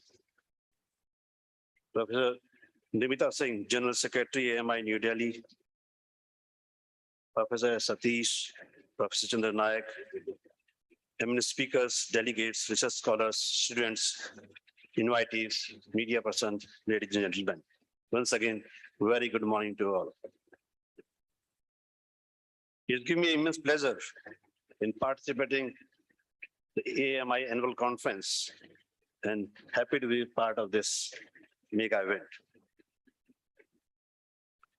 As quoted by one of the great, Louis Pasteur, father of the modern microbiology, he said, microbes are ubiquitous and can influence our daily life and our peaceful coexistence to bring a potential peril, which is very true. We know the positive side of microbes, negative sides of microbes has already been spoken by a speaker here. The beneficial effect of the gut microbes, the vaccines, antibiotics, therapeutic chemicals, fermented foods, all has been spoken about their individual health benefits that we received. And we know the recent pandemic, COVID-19 has also been spoken about. They shown how microbes are capable on their negative side by snubbing our innocent lives, bringing huge economies to a standstill and putting the world under the threat of recession. This has forced all of us to think as future warfare and bioweaponization are the new norms. In DRDO, I have a laboratory who work on this. Hence, it is more relevant and even ever before for the leading thinkers, researchers like all of us, academicians, regulators, and government agencies to come together in this type of forum to recognize, revise, and mitigate any such agents, events that threaten the human kind as a whole. I will not take much time. Already lot of things have been spoken here. So I hope deliberation during the conference will benefit the researchers community as a whole and help them in selecting suitable research areas and suitable topics. I once again congratulate the organizers and wish the conference a very great success. Thank you.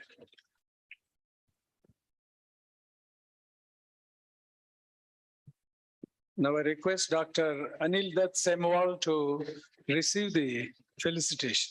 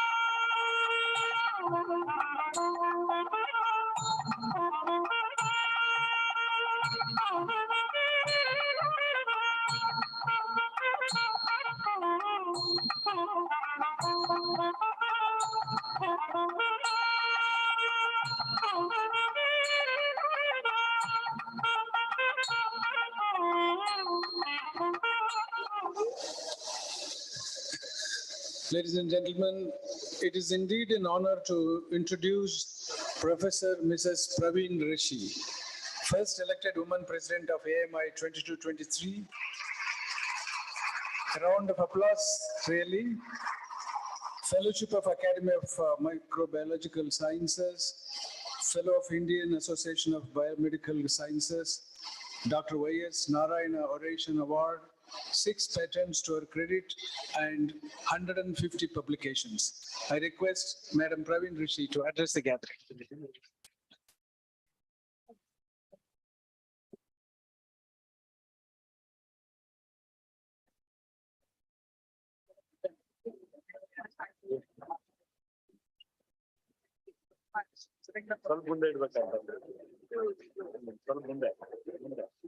Thank you so much. A very good morning to all of you.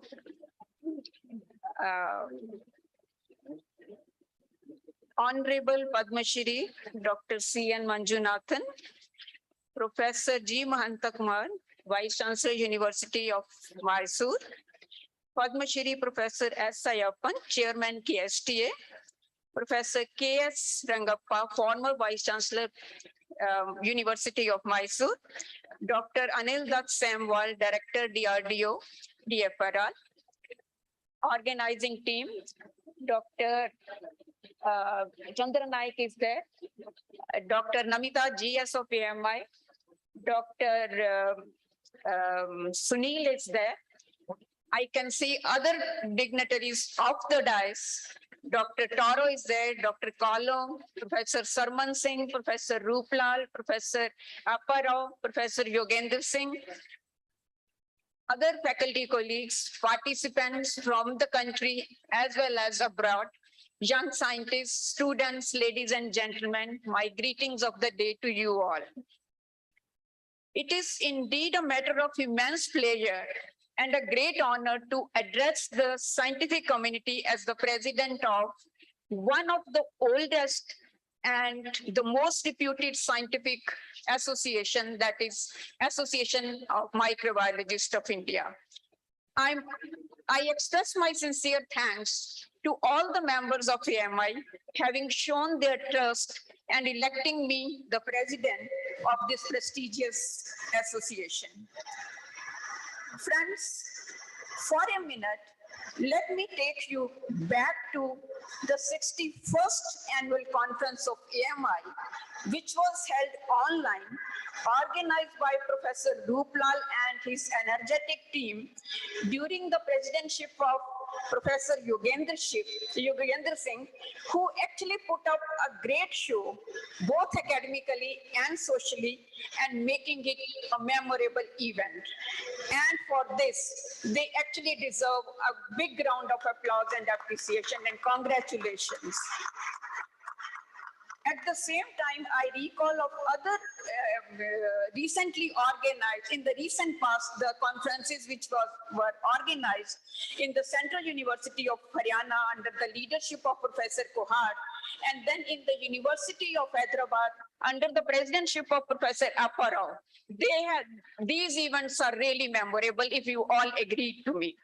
And today we are feeling privileged to organize 67th annual conference of AMI at University of Mysore, which is one of the major cities in the state of Karnataka and is one of the cleanest one in India.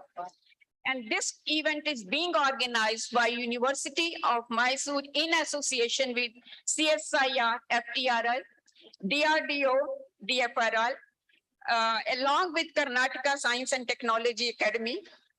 And then on the theme Microbes and Society under current trends and future prospects.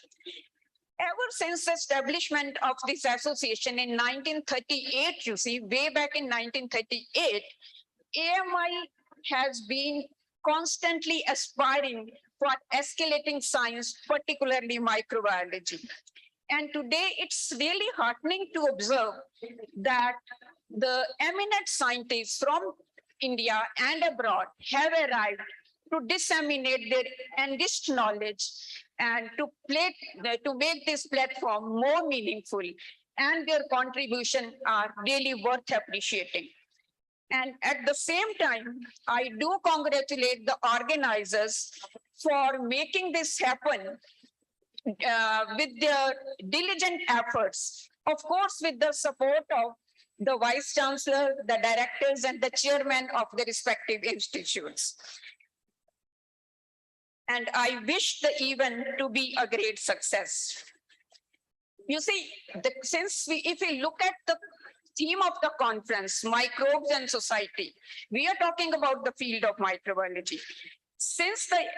Ever since this event based on the theme, you see, if we look back, the discoveries made by Louis Pasteur in the first golden era of microbiology, followed by the beginning of molecular genetics in the second golden era, the present era has actually seen a phenomenal advancement in the field of microbiology, wherein various applications of microbes have been entrusted in various areas of microbiology, be it agriculture, be it environment, or it is animal or human health.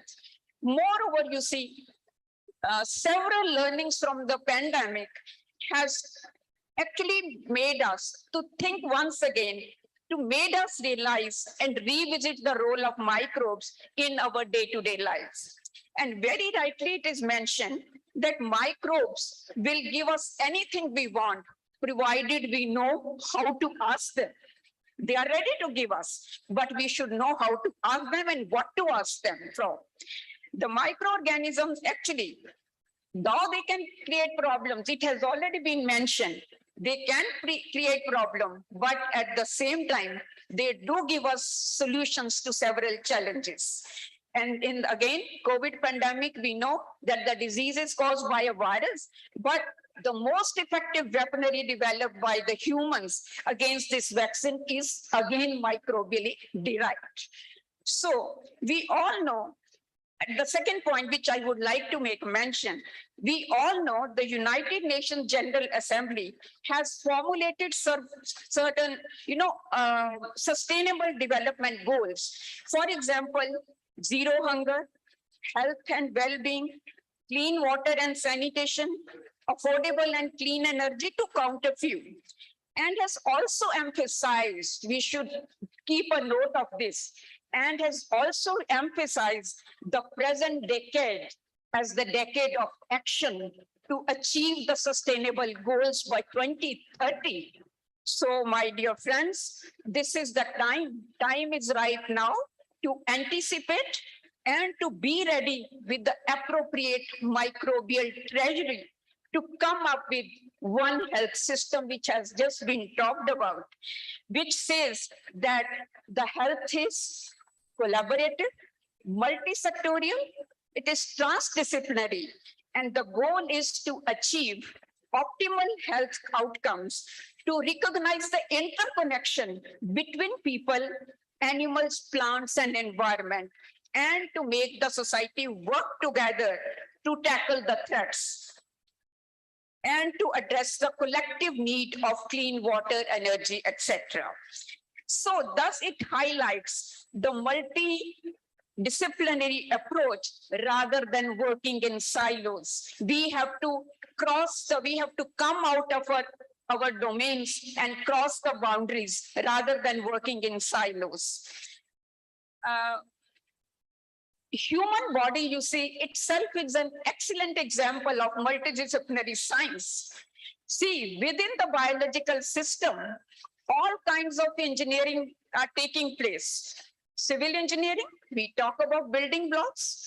Mechanical engineering, we have joints, bones. We talk about chemical engineering, all kind of chemical reactions are going on in body. We talk about electronic and electrical engineering.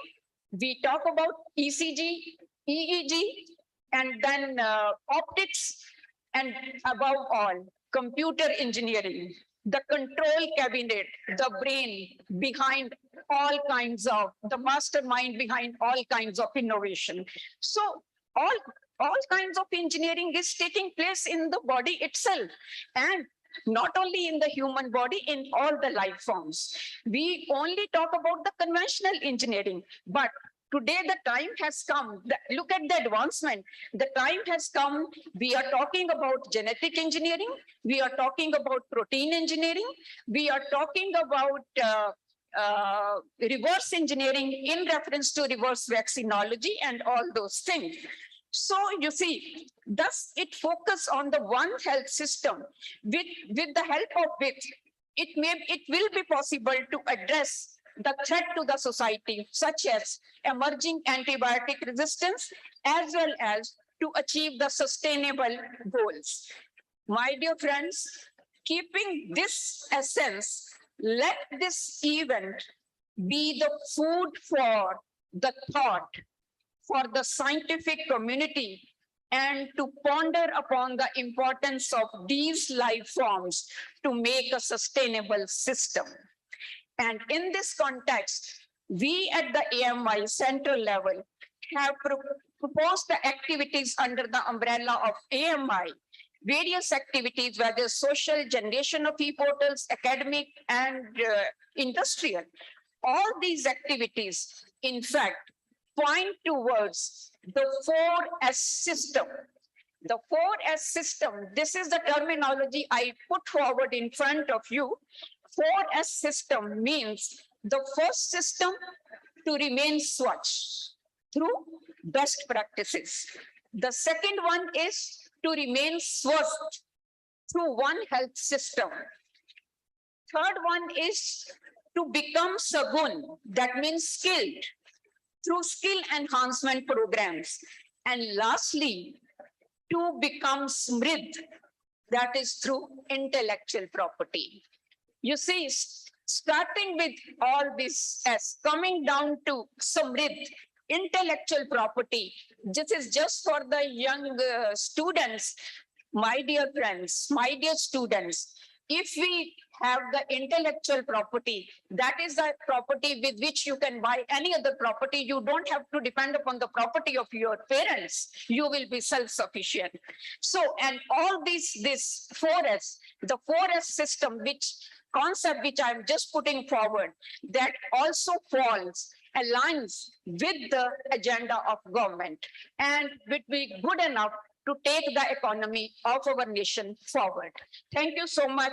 Let us join hands. Let us all join hands to further strengthen the study of microbiology and the Association of Microbiologists of India and take the legacy forward. So many AMI pillars are there in front of you.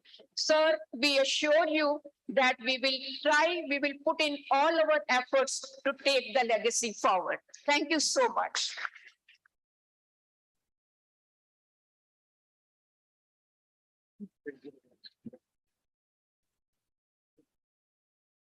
Thanks, sir. Thank you, madam, for your wonderful talk. Now it is the time to felicitate the officials of AMI. First to Dr. Praveen Rishi. Madam, just now you finished your talk and now we have to felicitate you. Kindly receive our felicitation. And I request the organizers to.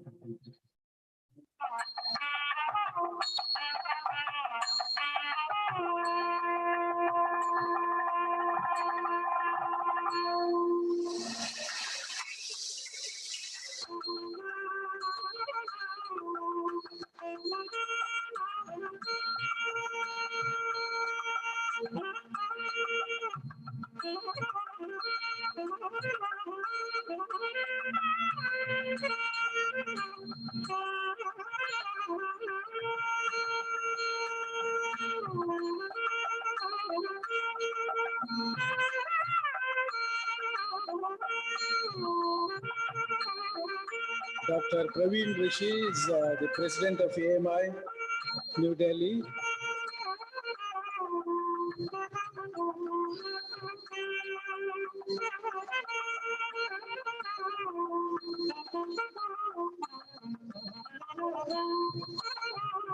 Thank you. Now I request Dr. Namita Singh, the General Secretary of AMI New Delhi, to receive the felicitation.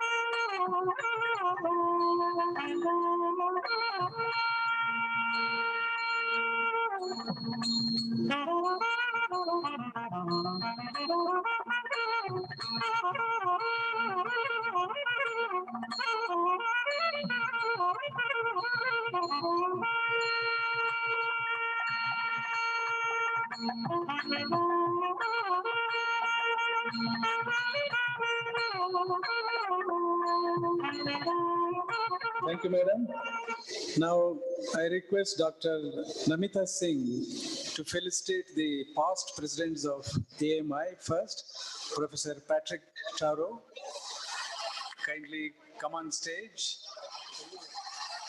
Professor Patrick Taro, I request you to come on stage, sir, to receive the felicitation from AMI. Professor Patrick Taro is one of the past presidents of the great organization.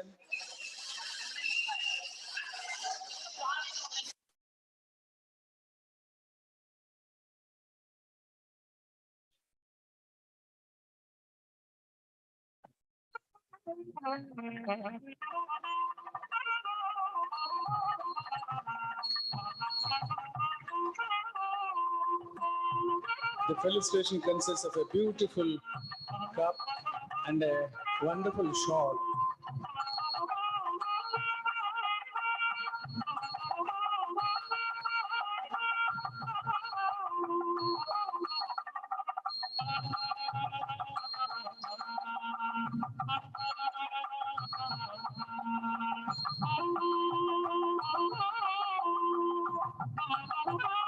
Can I request Dr. Rooplal to come on stage, please? Dr. Rooplal.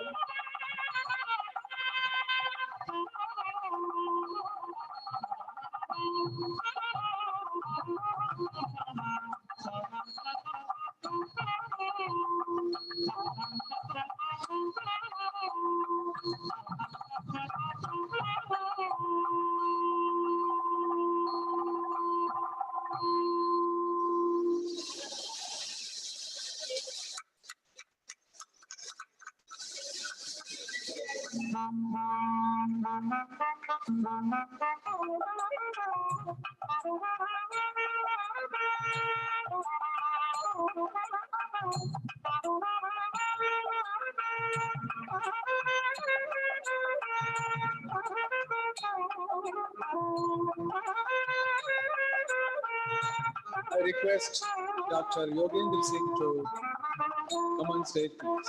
Dr. Yogendra Singh.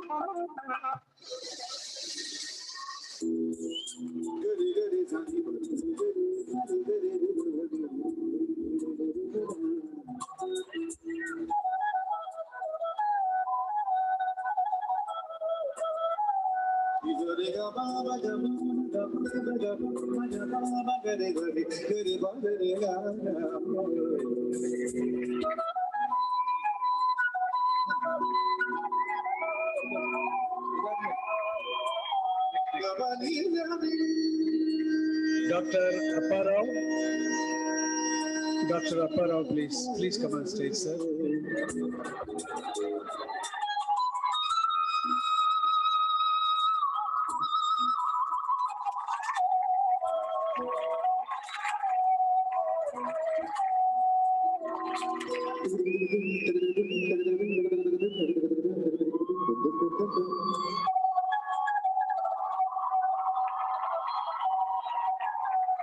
Dr. Apparao is here. Kindly receive the felicitation.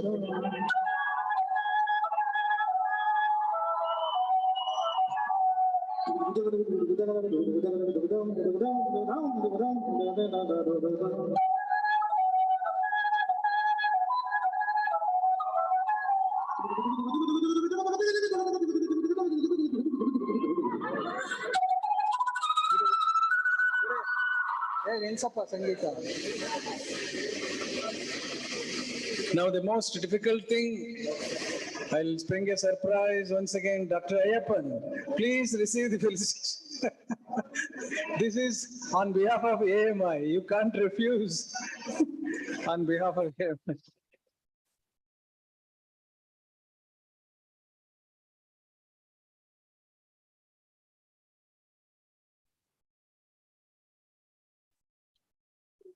I thank all the past presidents and distinguished scientists for having received the felicitation from AMI. Dr. Carlo also. Dr. Carlo. I have not been told. We just asked her. They may not have.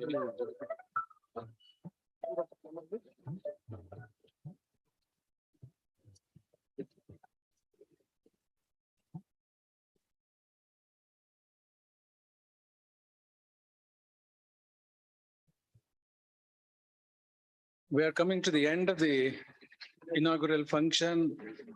Professor G. Hemant Kumar, our Honorable Vice Chancellor, who is presiding over this function, is a life member of Indian Society for Technical Education, ISTE, Computer Society of India, CSI, Indian Science Congress Association. And his academic collaborations are European Commission of Education, University of Barcelona, Chinese Academy of Sciences, Beijing. Millennium Block Award he has received in 2018, Upadhyay Sanman State Award and Best Teacher Award in 2017. As the 25th Vice Chancellor of our university, Professor Hemant Kumar, he's striving hard to keep the standard of the university at an optimum level. I request Professor Hemant Kumar to address the gathering.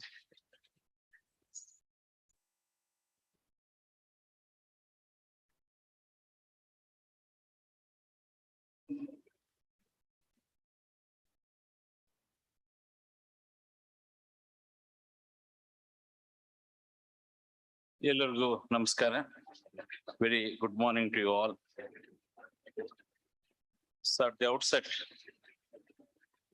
I congratulate the organizers for the 62nd Annual International Conference of Association of Microbiologists of India, which is being organized by University of Mysore, CFTRI, and KSTA, JSS, and other institutions. First of all, I must congratulate all the organizers. I am very happy to be here for presiding over the function on the inauguration of this conference, Microbes and Society, that is current trends and future prospectus of 2022 of this association.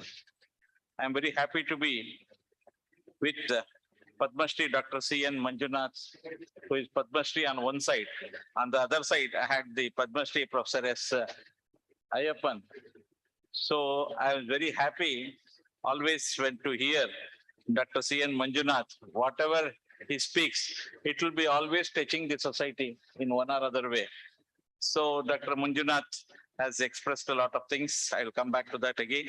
Professor K.S. Rangappa, my mentor and former Vice Chancellor of this University of Mysore and KSOU.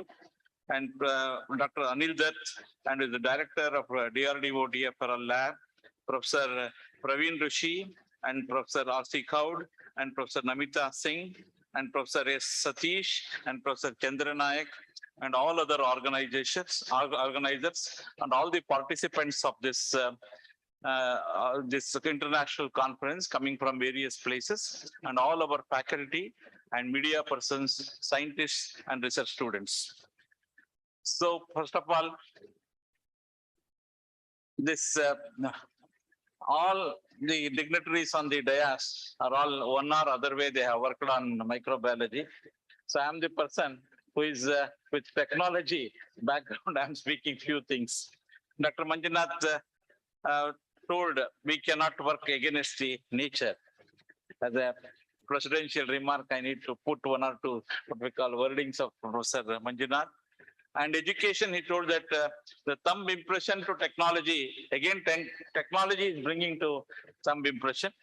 And there is need to respect the COVID, respect what we call the nature, the effect during what we call the COVID we saw.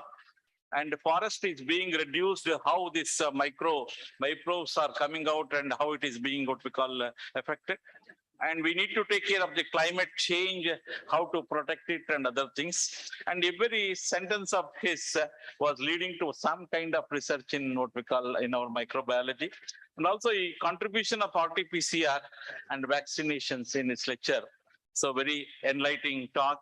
I must congratulate Dr. C.N. Manjunath, and I always often request him to come to see what we call our students and public, and every lecture has got some theme in his lecture.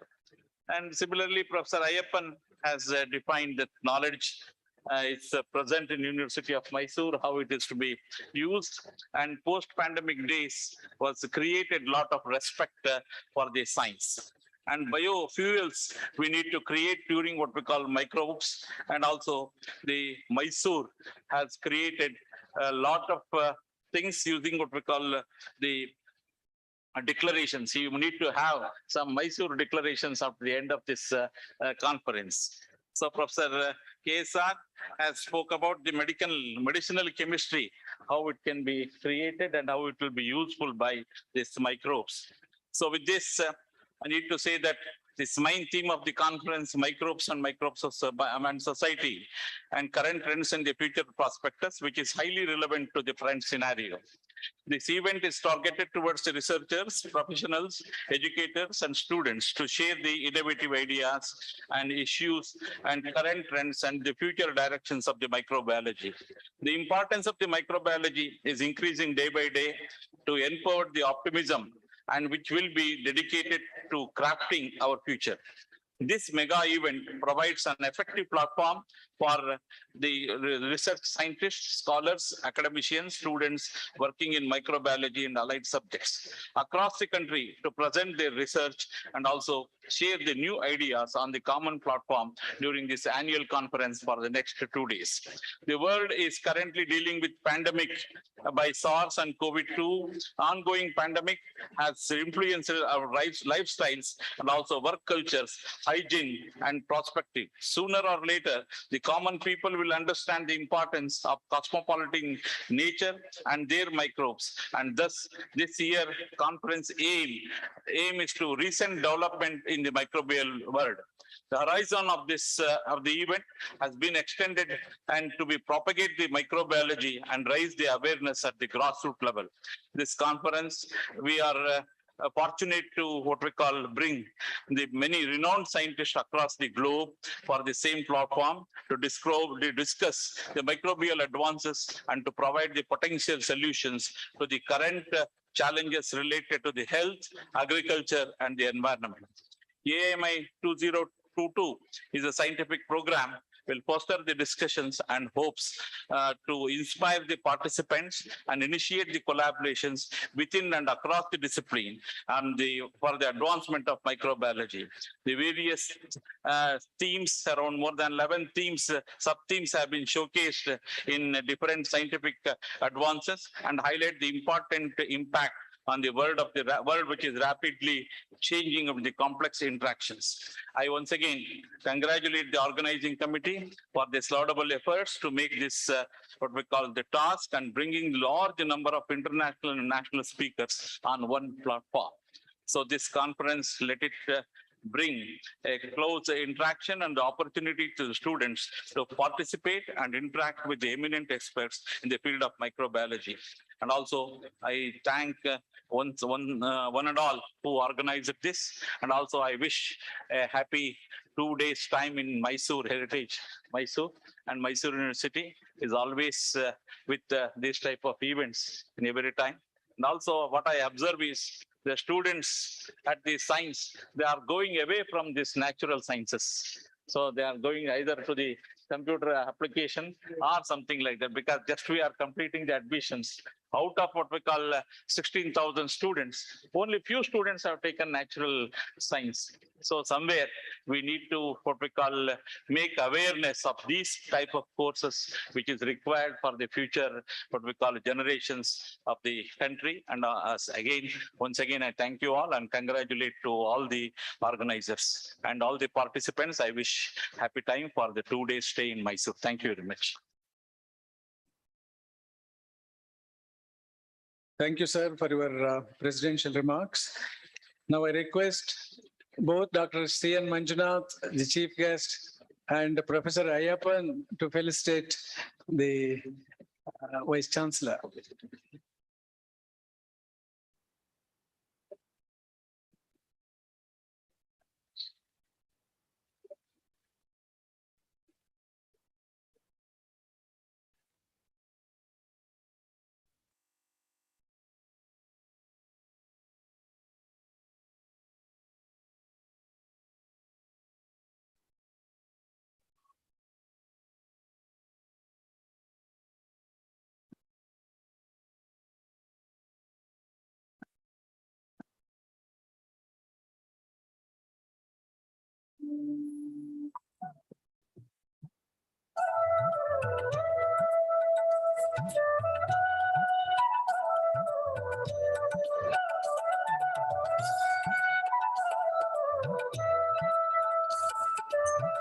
Ladies and gentlemen, I'm glad to say that we have completed the inaugural function well within time, and now it's time for proposing a vote of thanks by Professor S. Satish, who is Professor and Chairman, Department of Studies in Microbiology, University of Mysore, and also organizing chairman of this international conference. He won the Young Scientist Award in 2007, Fellow of International Society of Biotechnology 2009, Scientist of the Year Award 2010, DST Travel Grant Award 2010, Raman Postdoctoral Research Fellowship 2014.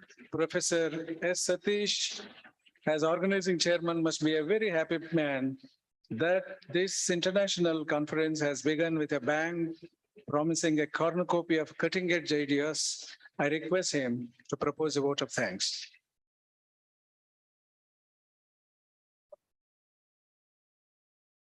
ಎಲ್ಲರಿಗೂ ನಮಸ್ಕಾರಗಳು. Good afternoon to all the esteemed dignitaries on the dais and off the dais. Faculty members from various disciplines from in and across the country, my dear colleagues and friends, and the pillars of this event, dear research scholars and students. Today, I am very much glad to stand here to express my sincere thanks for the auspicious, stimulating and intellectual gathering who are present on both online and offline for this inaugural session of the 62nd Annual International Conference of Association of Microbiologists of India on Microbes and Society, Current Trends and Future Prospects 2022. Jointly organized by University of Mysore in association with Association of Microbiologists of India, CSIR Central Food Technological Research Institute, DFRL Defense Food Research Laboratory, Karnataka Science and Technology Academy, and JSS Academy of Higher Education and Research, Mysore. Indeed, it's my pleasure to thank Padma Shri Dr. C.N. Manjunath, Director Shri Jayadeva Institute of Cardiovascular Sciences and Research, Bangalore, for accepting the invitation and being with us and gracing this occasion in spite of his busy schedule. Sir, you ignited us with your valuable and inspiring words.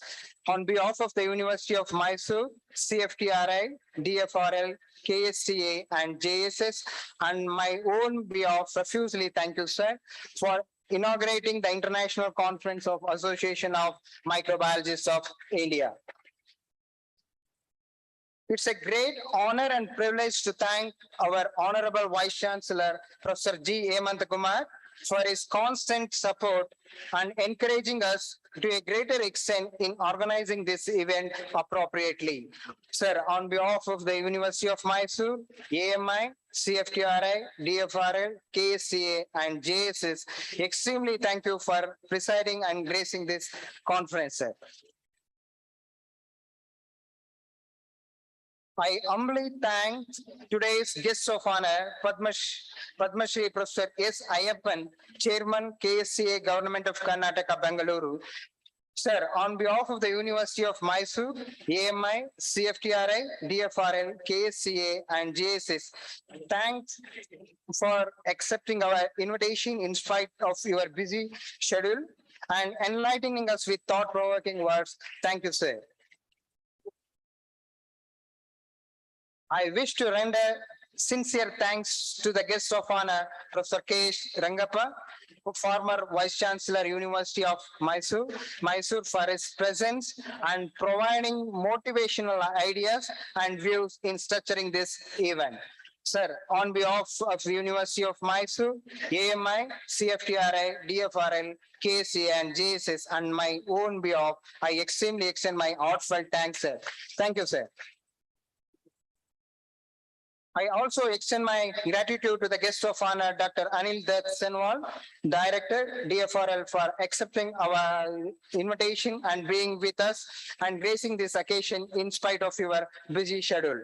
Sir, on behalf of the University of Mysore, AMI, CFTRI, DFRL, KSCA, and JSS, extremely thank you, sir.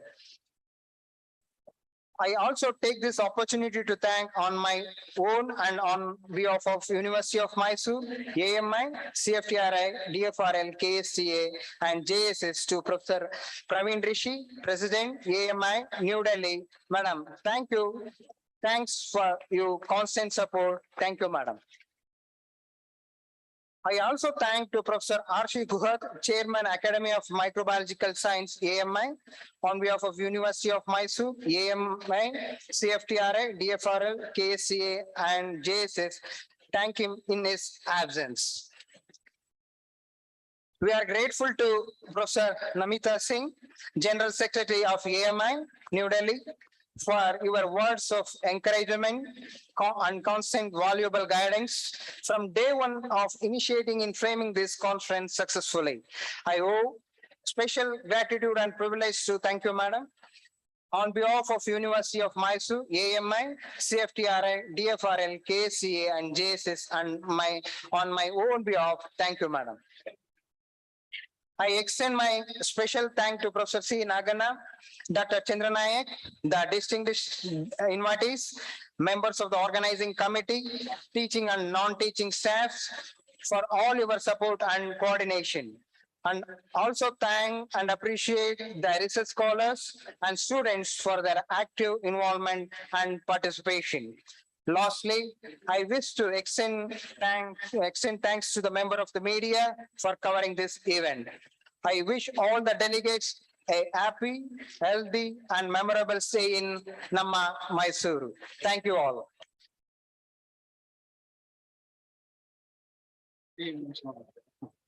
Thank you, Professor Satish. Now, I request all the members of the audience to adjourn for a cup of tea, and then we are coming back to reassemble.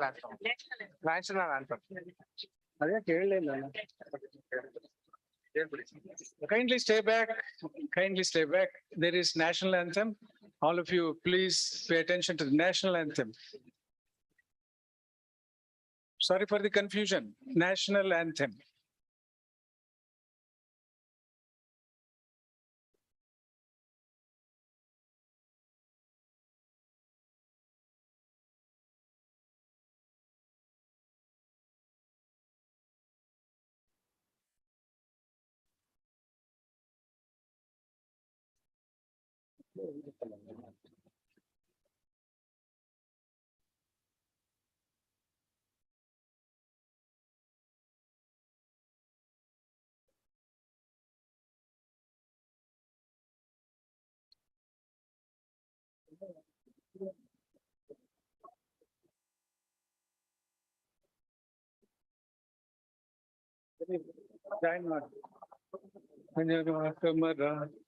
ದ್ರಾವಿಡವುದು ಕಲವಂಗ ಹಿಂದೆ ಹಿಮ.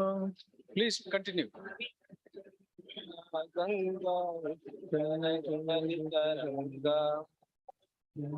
ಶುಭನಾಮೇ ಜಾವೆ ಶುಭಾಶಿ ಸಮಾಂಗೆ ಗಾಹೇ ತವ ಜಯ ಗಾಥಾ जन गण मंगल नायक जय हे भारत भाग्य विधाता जय हे जय हे जय हे जय जय जय जय हे. Take a 15-minute break. Kindly reassemble here after your tea. Thank you.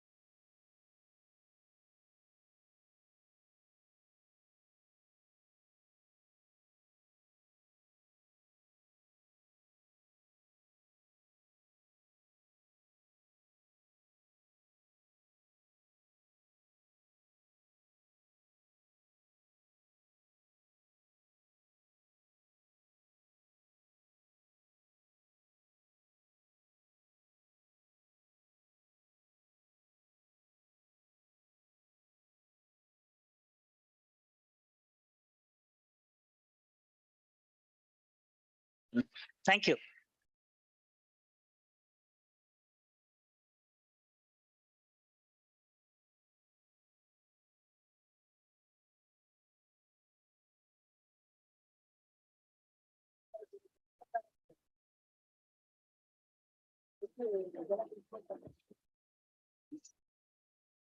Good afternoon, everyone. This is the first lecture after inauguration. I'm very glad to introduce the senior most professor, Sarman Singh. The topic is on need for integral research in India. Basically, he has done a BSc from Agra University in 1976. Then MBBS from KGMC Lucknow. MD Medical Microbiology, TGIMER, Chandigarh. And a PG Epidemiology from University of Michigan, USA. His basic main research area is epidemiology. To his credit, he has published 582 publications and he is having 9 patents. He has received several awards. I'll just read out few. He has received Ames Research Excellence Award for published work on tuberculosis in 2017.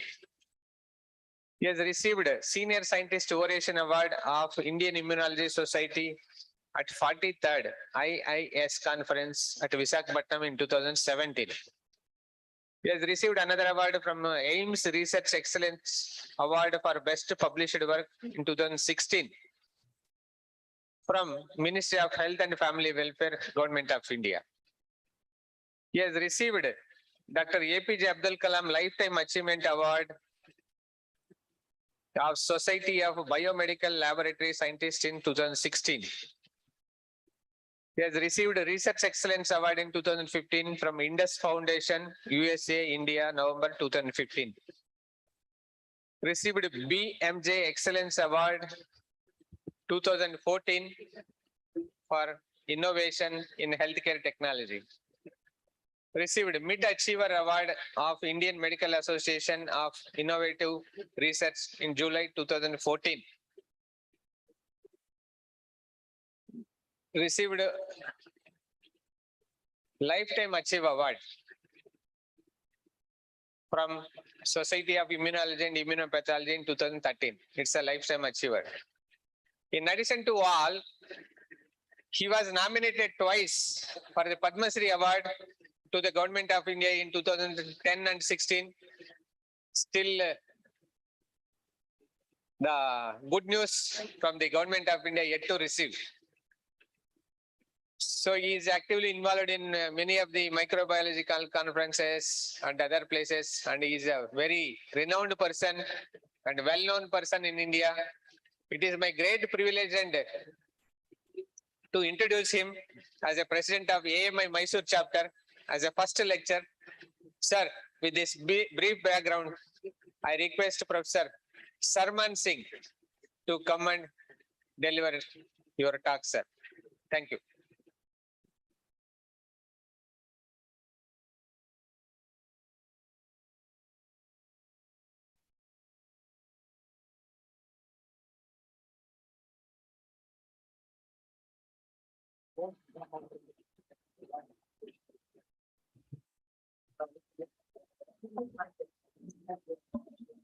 There is no stop.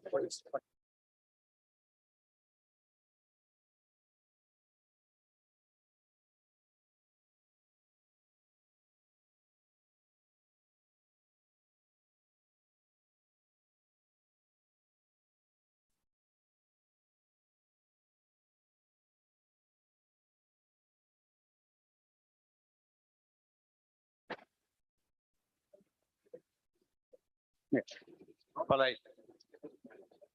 Thank you very much for nice introduction. And in the morning, I am happy that the topic which I chose, most of the dignitaries on the dais in the morning, they also realized, including the president of AMI and the chief guest, that the time has come that we should come out from our silos and should do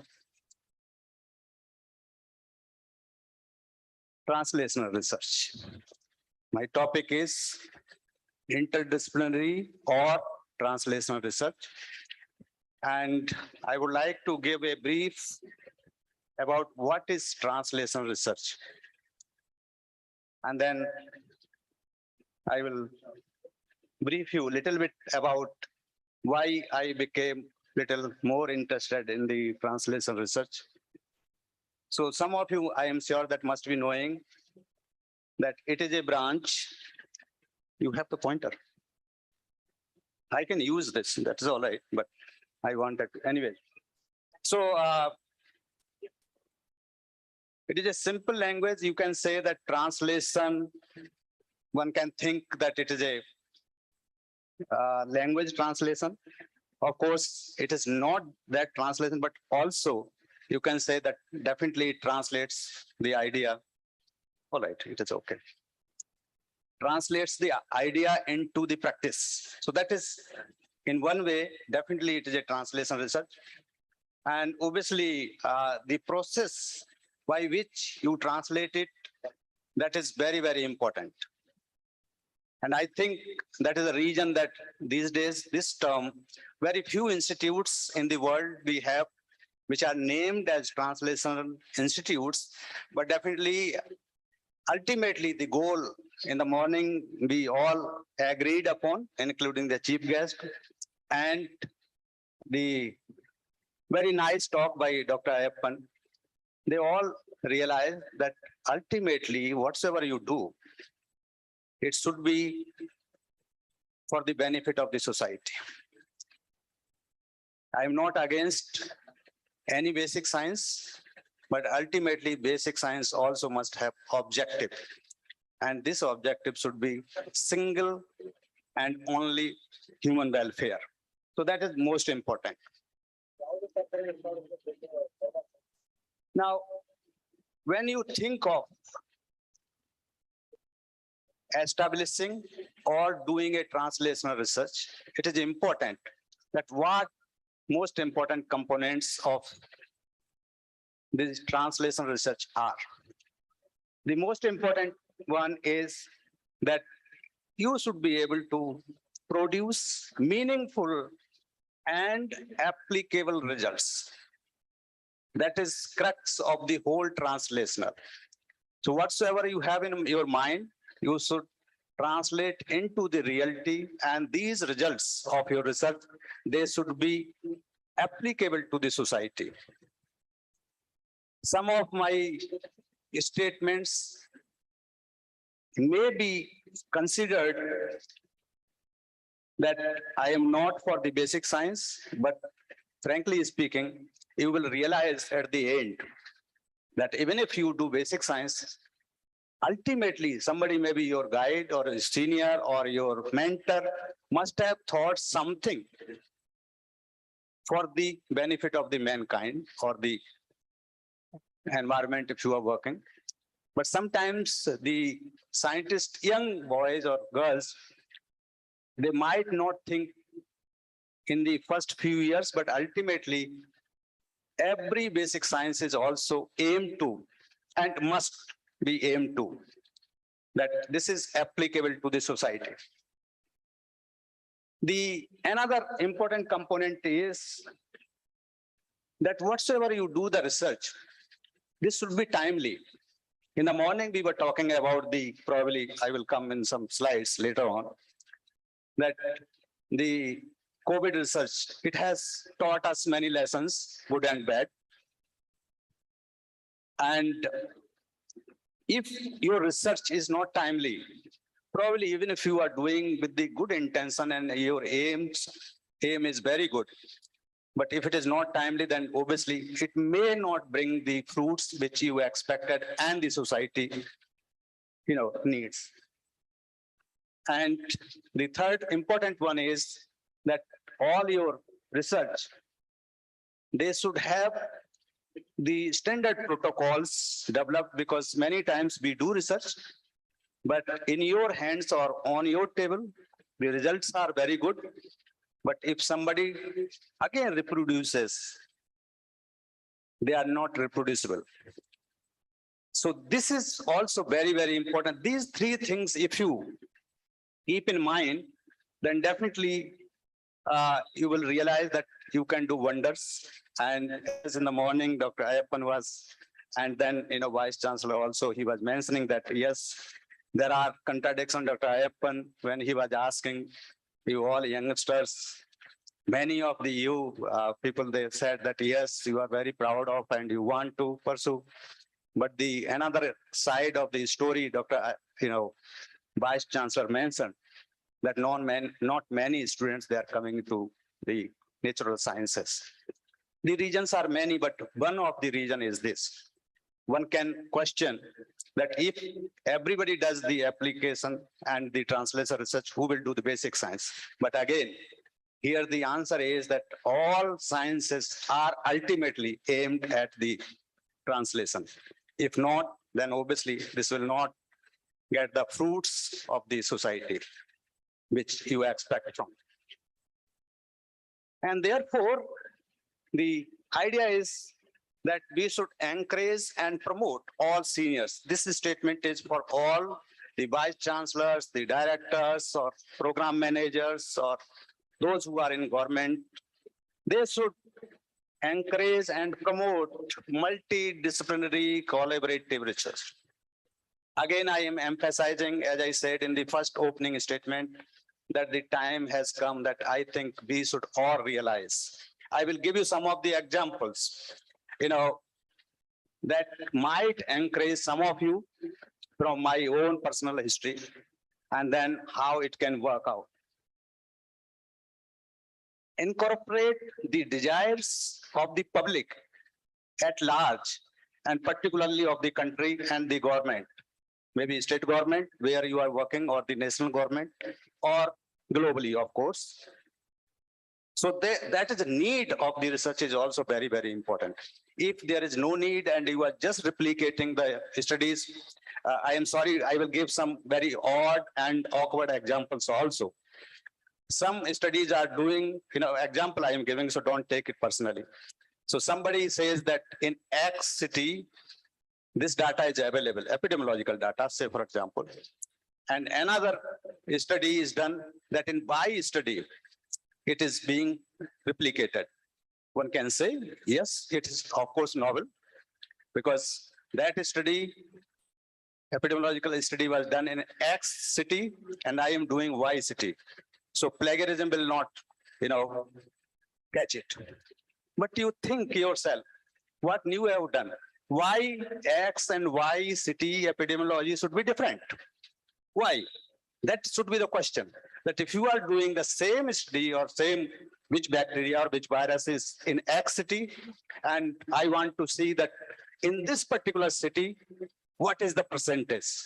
But your question should be that do you expect it should be different? These are the things we should think. So the need is very, very important.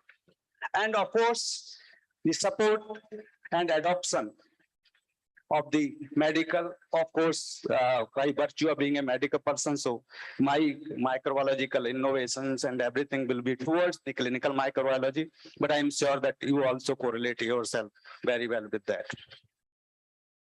Now, let us go back to our history. I always, whenever I teach my students, I always love to little bit give emphasis on the history, and the simple reason is that if you don't history, nobody will remember you. So if you want to remembered by others, please respect history. So that is very, very important. So if we see, this was actually 17th century was the century of the translation or transition, what we call. There are several innovations, some were patented, some were not patented, and I can give another lecture, what should be patented, what should not be patented, but definitely they both, irrespective, patenting or not patenting, they all impacted our society. And many of these fruits, like these lights, we are, using.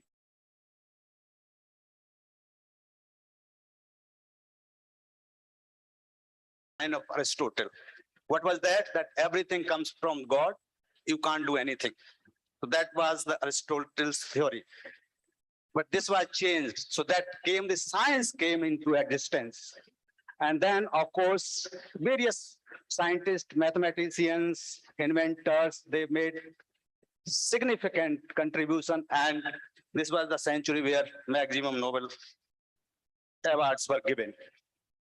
Now, then came the next century where we know that again, the advancement of this, science, Aristotle's theory came to the superstitions, because many of the theories, they understood that this is because of the science, but there were another, still a lot of superstitions, they were there, and these were definitely challenged. And then evidence-based medicine came into existence. So EB means evidence-based. So you provide me evidence, I will treat you. So that was the century when the evidence-based history came. And some of the examples I am giving, the degrees Celsius temperature, thermometer. We all know that scourge of the scurvy, very simple, observation of the person who was giving on the, shipyard for long, and then they realized, and then sometimes these observations are also very, very important.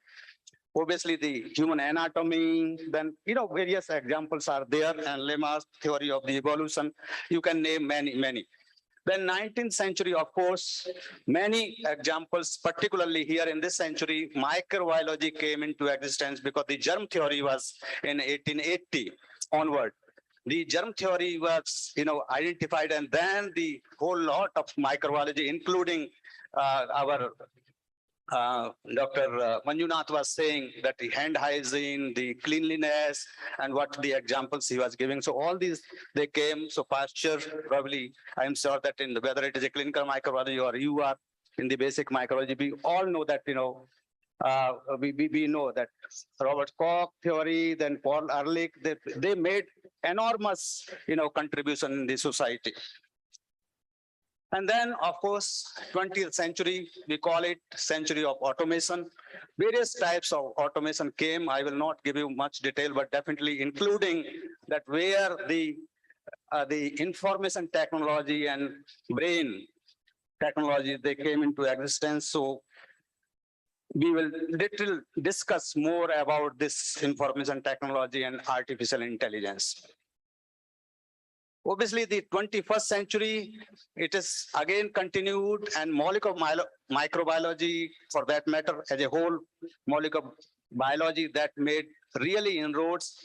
And I may say that probably this is too early. We are 22 years old only in this century. We don't know what will happen in next 78 years, but probably this century might be remembered for the COVID.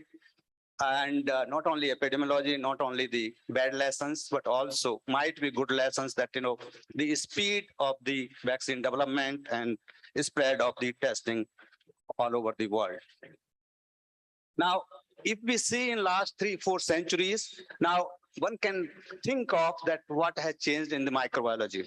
Of course, lot has changed in particularly in, last 50 years. Most of us, the senior people, we have seen the previous century, and now we have entered in this century. So we know that how much change some of the youngsters, they might have not realized, or they might not be knowing that, what were the days when we were about 30-40 years back, and now what is the situation.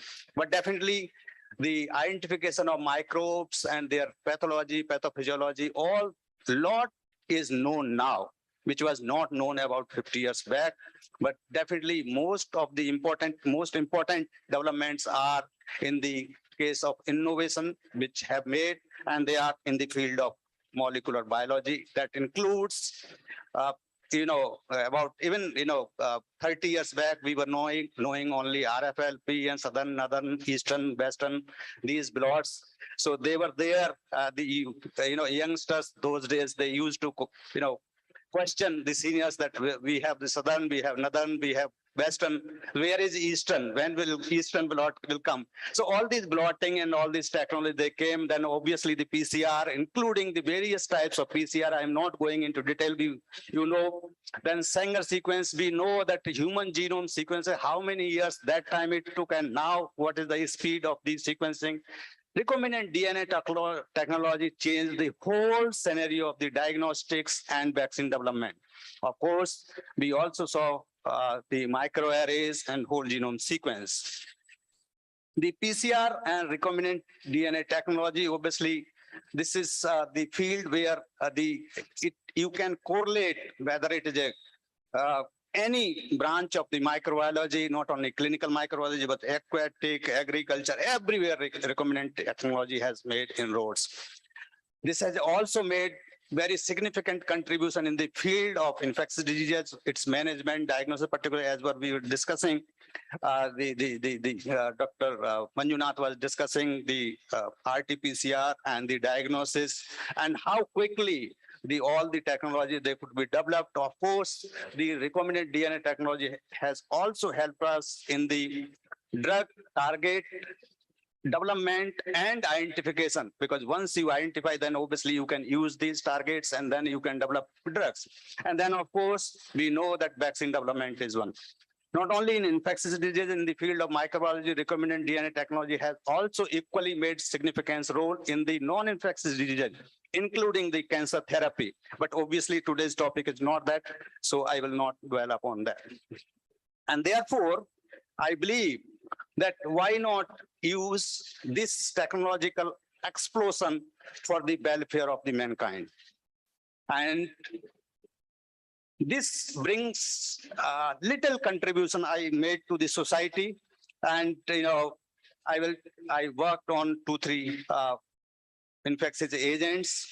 So one is leishmaniasis. When I started my career as, junior faculty member in 1980s and 90s at AIMS Delhi, at that time in India, there were Kala Jar re-epidemic or re-emergence, even though it is a 100-year-old disease, but definitely thousands of the people, they were dying.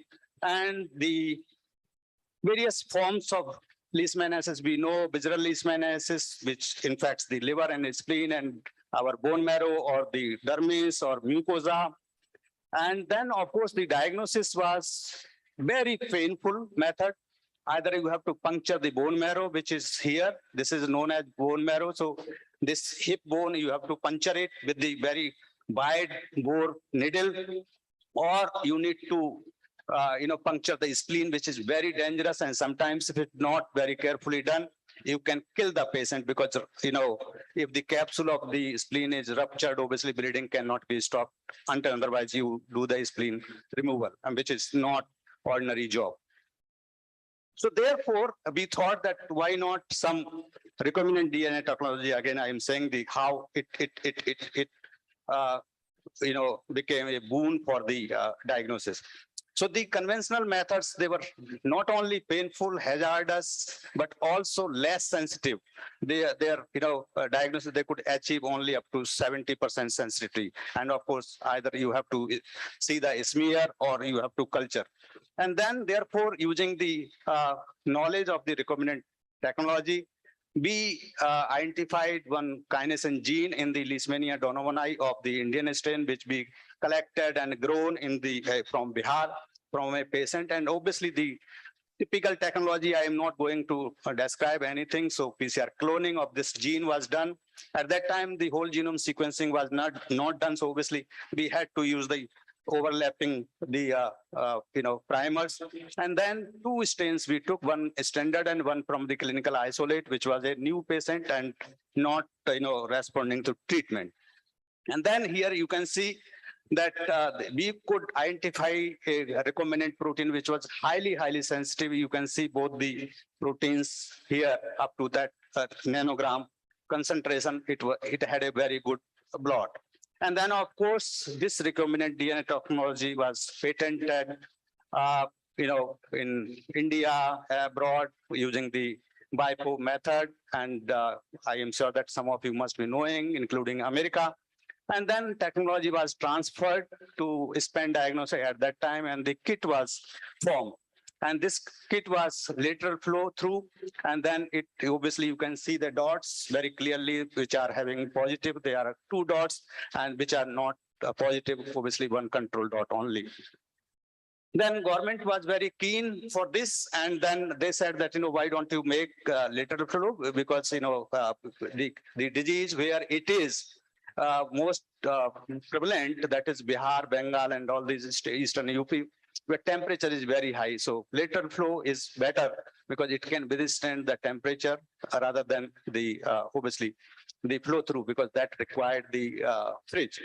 So then the company prepared the lateral flow, and then obviously I was honored by and then this technology was obviously for any medical scientist or for any scientist, obviously it is a big achievement that, their product is launched in the national program, and that time the honorable minister dedicated this kit to the nation in 2006, and obviously you were recognized. So encouraged with this, then obviously the resolve was made. Our kit was taken by Government of India and National Kalajar Elimination Program. It helped a lot. And now we know that, very few hundred patients are infected, and probably there is no death for last 3 years with the Kalajar. So this was a very, highly satisfying achievement, particularly for a medical doctor who is basically not so deep in the research, but definitely clinical research. I was trained in USA, and obviously I translated this. Then tuberculosis, I am sure that I will not go into detail, that everybody knows that how tuberculosis is a real problem. Even though our honorable Prime Minister has said, targeted 2025 as a target to eliminate tuberculosis, but we know that it is a Herculean task, and it is very, very difficult to achieve that. But still, the all efforts are being made, and the people like you and us, we all are trying that how closer, if not eliminate, how closer we can come. There are various biomarkers we know we have to search for. We know some of them, particularly molecular, but we don't know the biomarkers which can be used at the closure site, and which can detect the multiple pathogens, means various species of Mycobacterium tuberculosis and mycobacteria, they can cause similar disease. And for that matter, we developed a multiplex PCR which can detect and differentiate Mycobacteria tuberculosis from other non-tuberculous mycobacteria. There are about 200 non-tuberculous mycobacteria, but at least 10 of these they can impact, and they can have similar types of symptoms and signs as typical Mycobacterium tuberculosis, particularly in HIV infected patients. So this PCR, which was developed and patented, obviously here you can see 3 bands.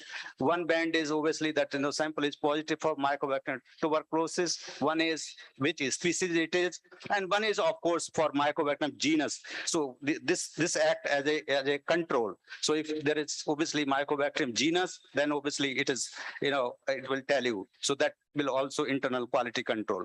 And of course, this technology and the PCR primers be used in the multiplex PCR, as well as the primers we had our experience from the kinesin gene of the Leishmania. And about 20% of the patients in Kalajar endemic, states, we know that 20% of these patients, they will have both Kalajar and tuberculosis. So idea was that why not we should develop a vaccine which is which can protect both Leishmania and tuberculosis.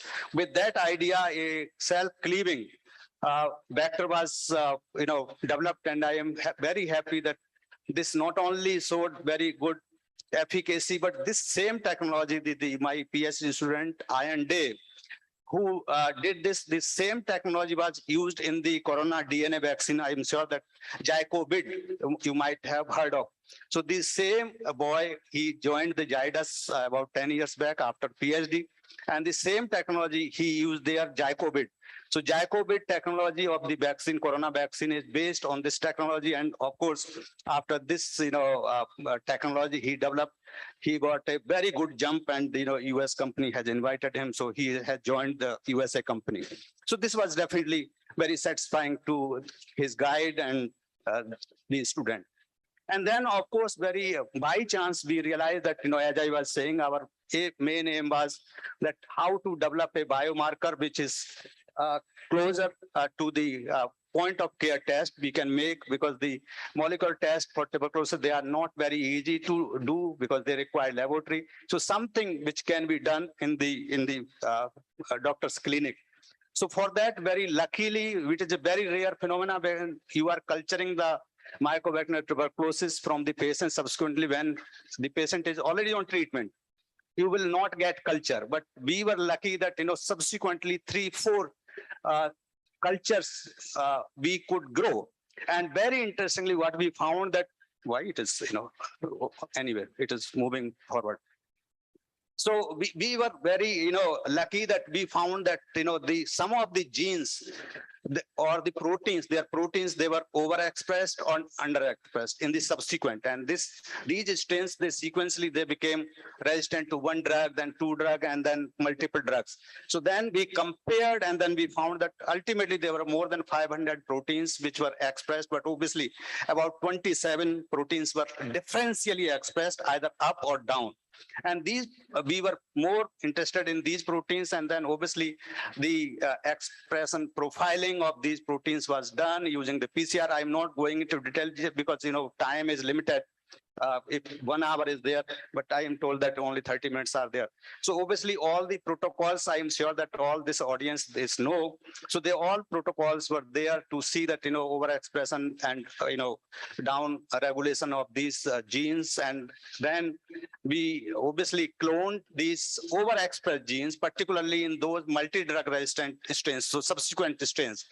And after following the protocols, finally we found that at least 5 genes, they were significantly overexpressing more than 2 times, 2 to 5 times. And then these were obviously these genes and their protein products, they were followed up. And obviously these were submitted, and then we worked on these 5 proteins. And here you can see that these proteins, obviously they had very good, representation you can see. And then obviously the sensitivity and specificity is very important. So here on left side, you can see the positive samples. Here you can see no cross reactivity with the negative samples. Then we did, various categories of the patient: pulmonary TB, extrapulmonary TB, TB with HIV, pediatric TB. So all these we found very good results. And finally, obviously this here you can see, a scatter plot and all 3 proteins here. And then here you can see the very significant sensitivity and specificity. But most importantly, in some of the proteins here, like in this, you can see these are the control and these are MDR TB patients here. Of course, in this, it is not that good, but definitely here you can see this is very nice, and so is these 2 proteins. So obviously these proteins, they were cloned, and further we have worked on that. They are both, all 5, they are, patented. And then here, this came into obviously the upscaling. And so this is right now the flow through, we have prepared this.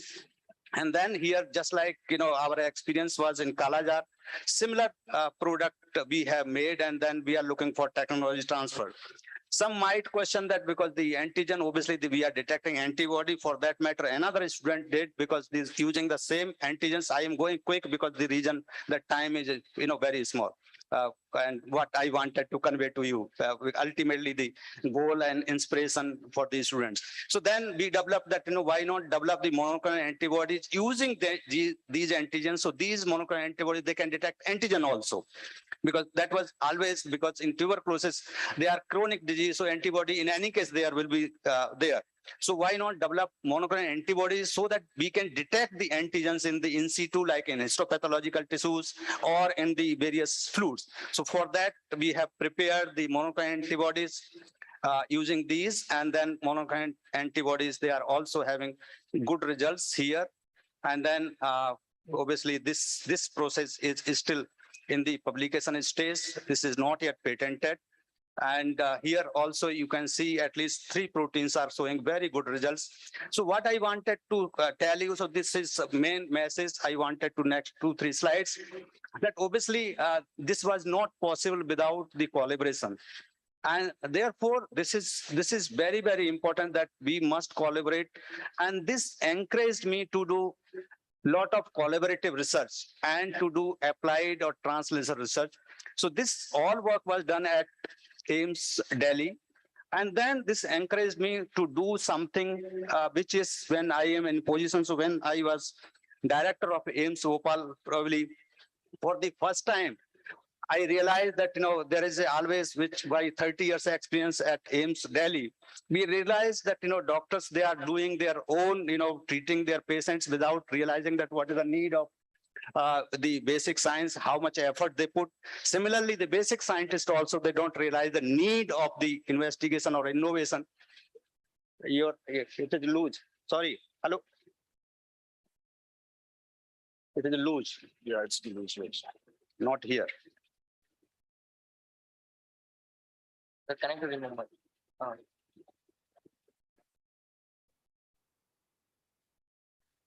right. See somewhere there. No, sir, it's here. Connect the phone.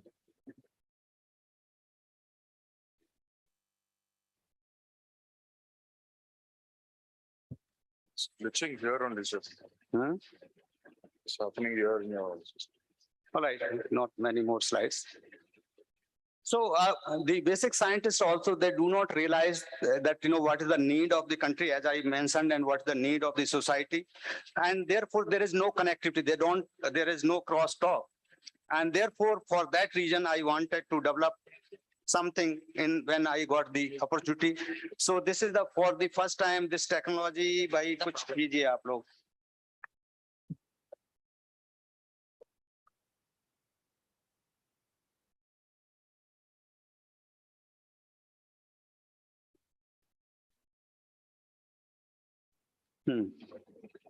So when I got the opportunity to do something, in a center government, this was you can imagine that it was a Herculean task, but within 2 years, we could establish a new department of translational medicine, which is the only institute in the entire country where we have an academic department of translational medicine in AIIMS. And you will not imagine that when the positions were advertised, maximum candidates applications we received for this department. Anyways, this was formally inaugurated, transferred. And then after retirement, I got another opportunity. I could have got other better opportunities in the terms of finances, but obviously I prefer to make another center, which is very, close to my heart. When I got the opportunity at the Indian Institute of Science, Education and Research, that is ISER, Bhopal, then they asked me to establish a similar center at, ISER.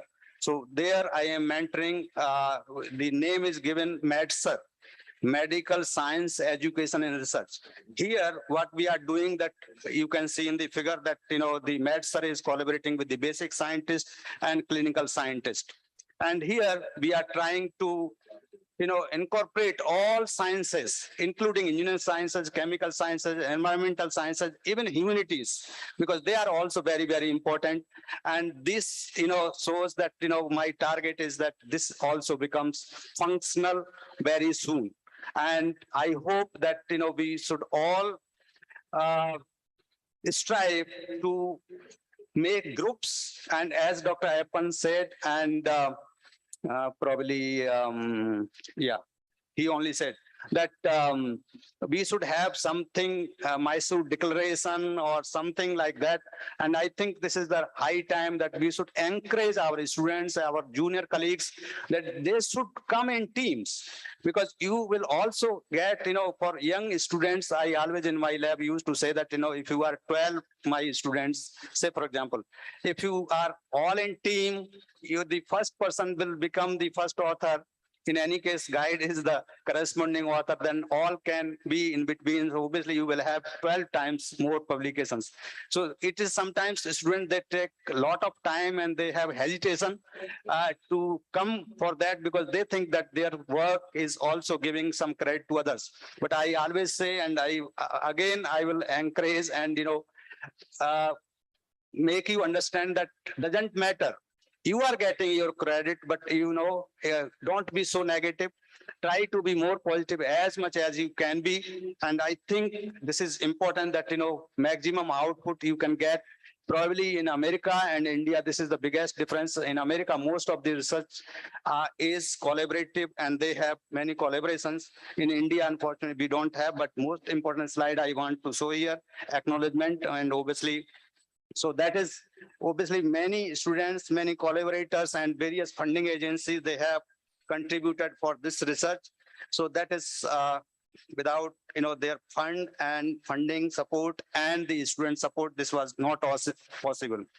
So I am also very proud and privileged that whatsoever I did, I have been recognized by almost all agencies. Thank you very much. I hope that I have finished in my time.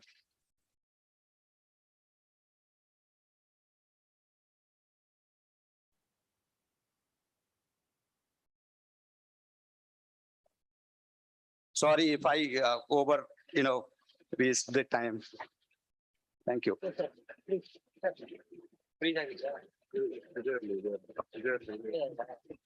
Yeah, indeed, it was a very, very out for the day, the keynote lecture for us. And in this, auspicious time, we wanted to felicitate a professor. So I request Dr. Halami and Dr. Anand and Dr. Manjunath to do the honors.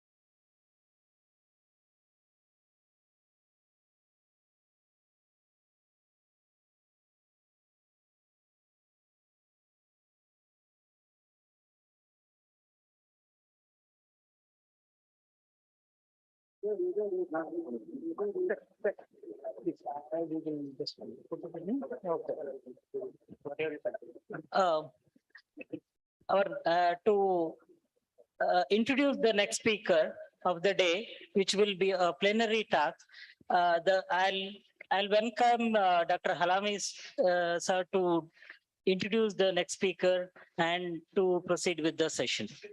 Thank you. Good afternoon, everyone. The next speaker of the plenary lecture is Professor Appara Padare. I request Professor Appara Padare to come over the dais, please.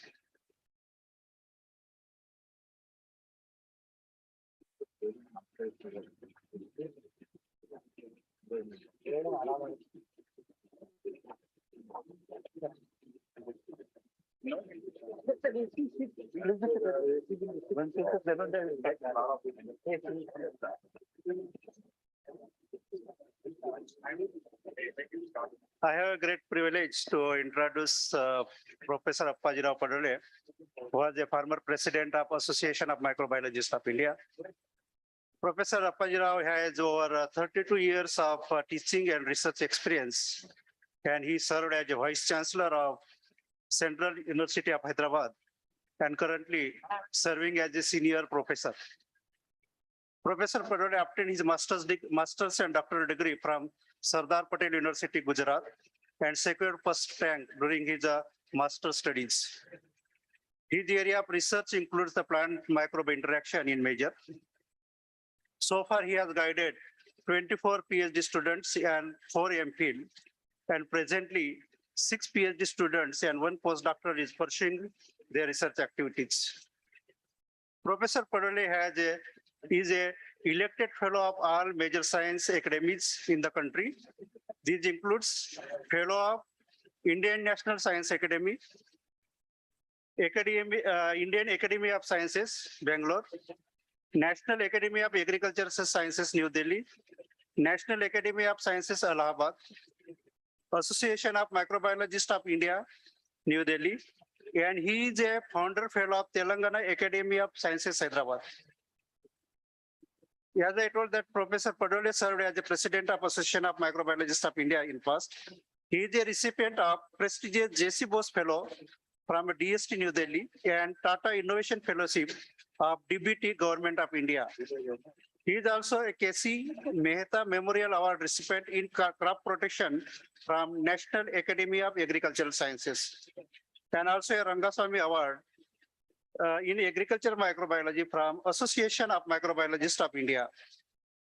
Professor Padori is an was an outstanding researcher, and he was bestowed with a Young Scientist Award from Indian Society of Mycology and Plant Pathology, as well as Goel Science Foundation, Gazib Goel Young Scientist Award in Agriculture. Now, may I request Professor Padole to deliver his plenary lecture on the topic Pigeon pea root nodule seed associated microbiomes. Professor Padole, please.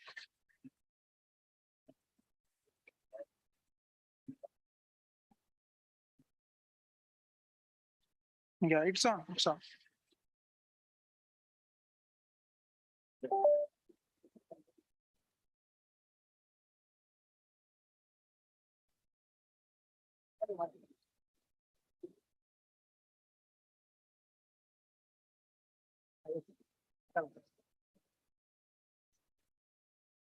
One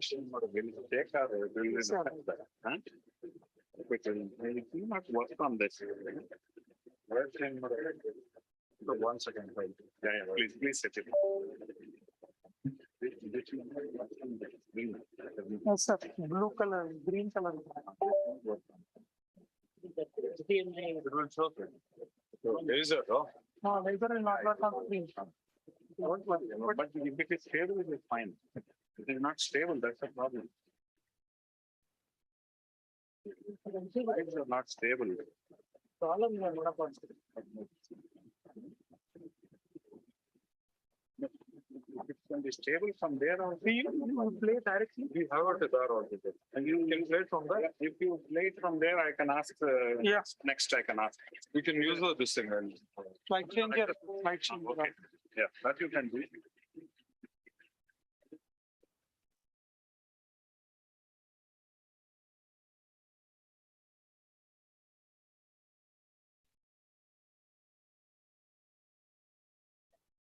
The same thing they have there. Thanks, sir. Just a little part.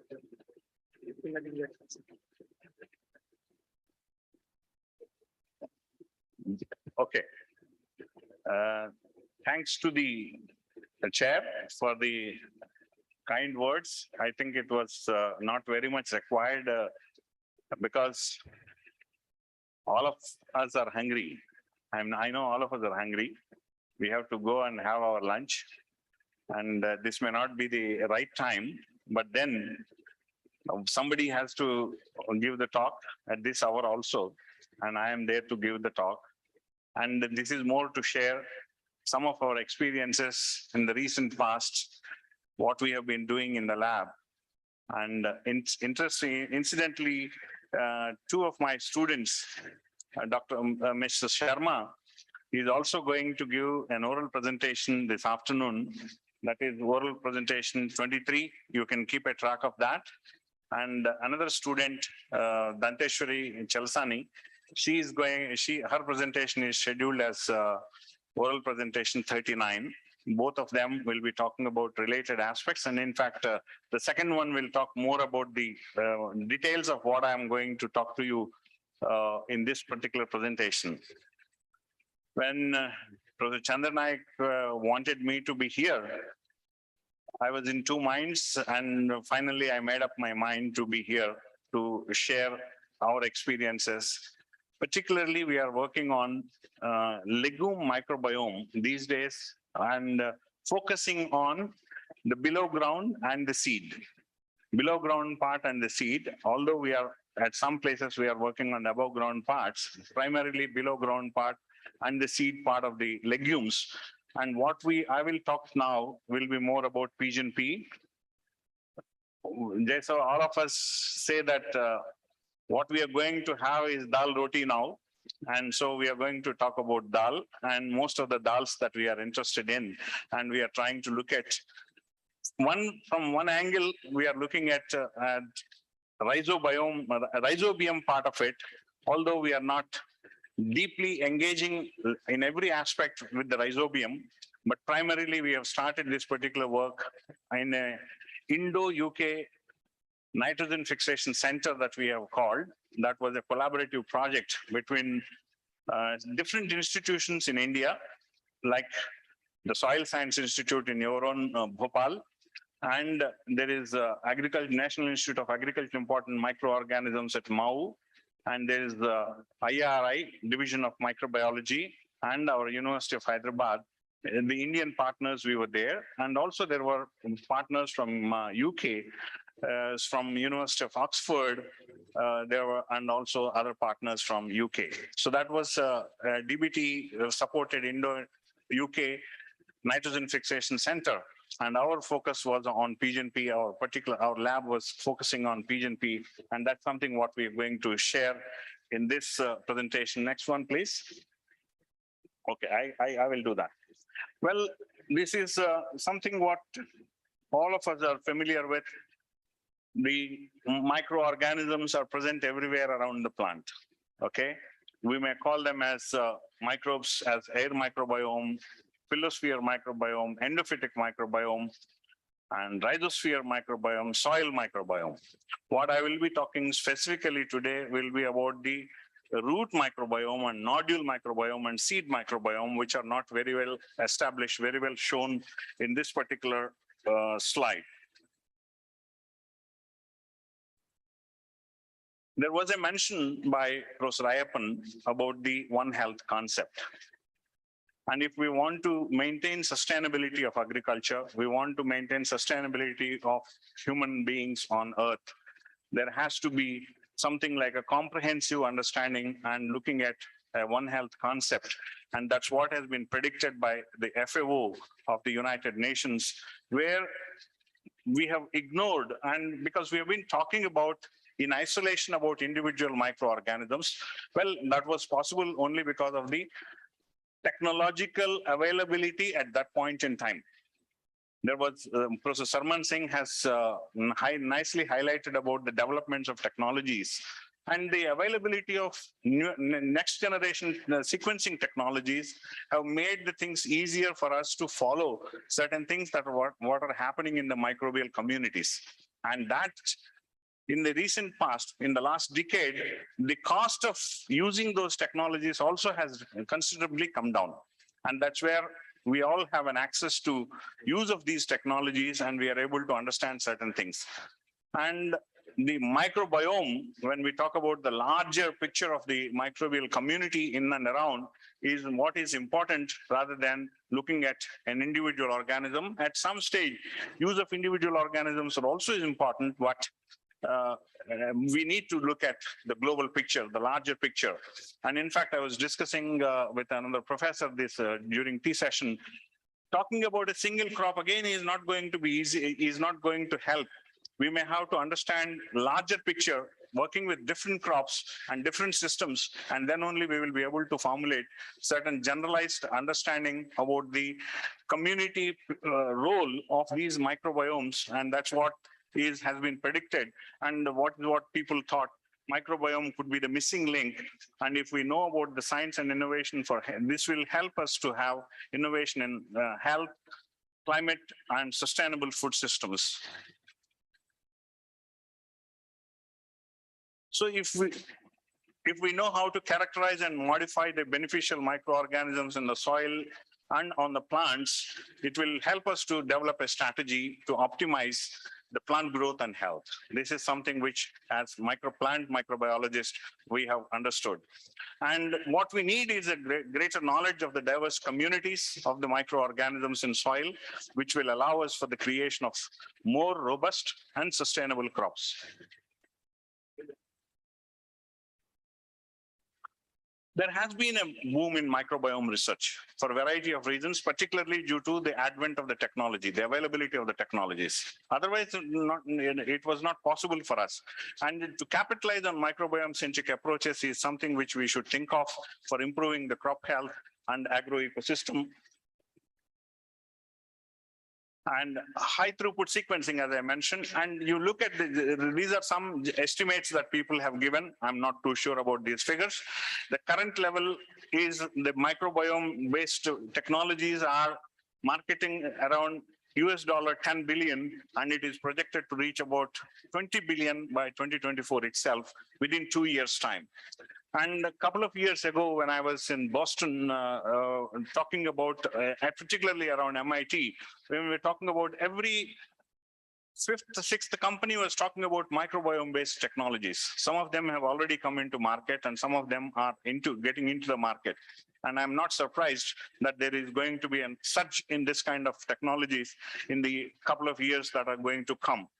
And how to manage this agricultural microbiome should be tailored to meet the spectrum of needs for the crop protection problems. Do we know this is a question? It's not very clear. It's not very clear as to how we are going to use these things for this part of it. The management of agricultural microbiomes has not been very clearly defined, but there is a scope. That's what we must understand. And we have been looking at this soil microbiome, which provides insights into the control over the agricultural factors like the predicting what kind of biofertilizers to be used, detect and take precautions against harmful fungi and pathogens, and understand interactions between plants and microorganisms, optimize the crops and cultivation methods to attract plant growth promoting rhizobacteria in the soil, and provide documentation for new farming solutions and products. This is something which we have to remember. Agriculture, if we look at it in isolation with single organism or thinking about only microorganisms and plants are there, we are mistaken. There are several other things which are associated, interconnected with the crop associated microbes. These are all key agricultural practices. There are several other agricultural practices, chemical and fertilizer crops that we make use of, and the diversification of crops, soil amendment, several of them come into picture when we talk about making use of these organisms. And all these things will, they can cause major harmful effects to the crop associated microbiomes. They can contribute to reduced microbial diversity or overall biomass, and there's loss of signature species of the crop, altered or impaired microbiome functioning, disruption of the beneficial relationships between the plant and insect hosts and symbiotic microorganisms. All these things are possible.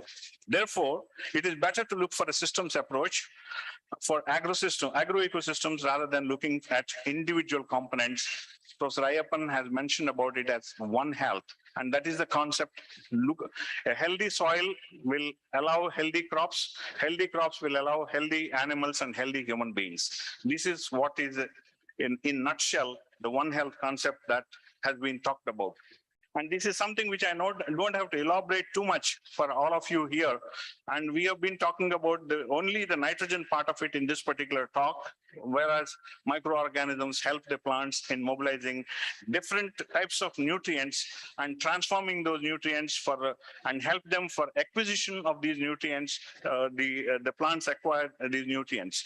As I said, we are going to focus on pigeon pea. Pigeon pea is the arhar tur dal, and this is something which is a food legume which is used, grown for a variety of purposes as a food, feed, fodder, and fuel. For all of them, it has been used, and about 6 million hectares globally it is devoted for pigeon pea cultivation. And India is one of the largest in producing this pigeon pea. The problems that we have are the low national productivity.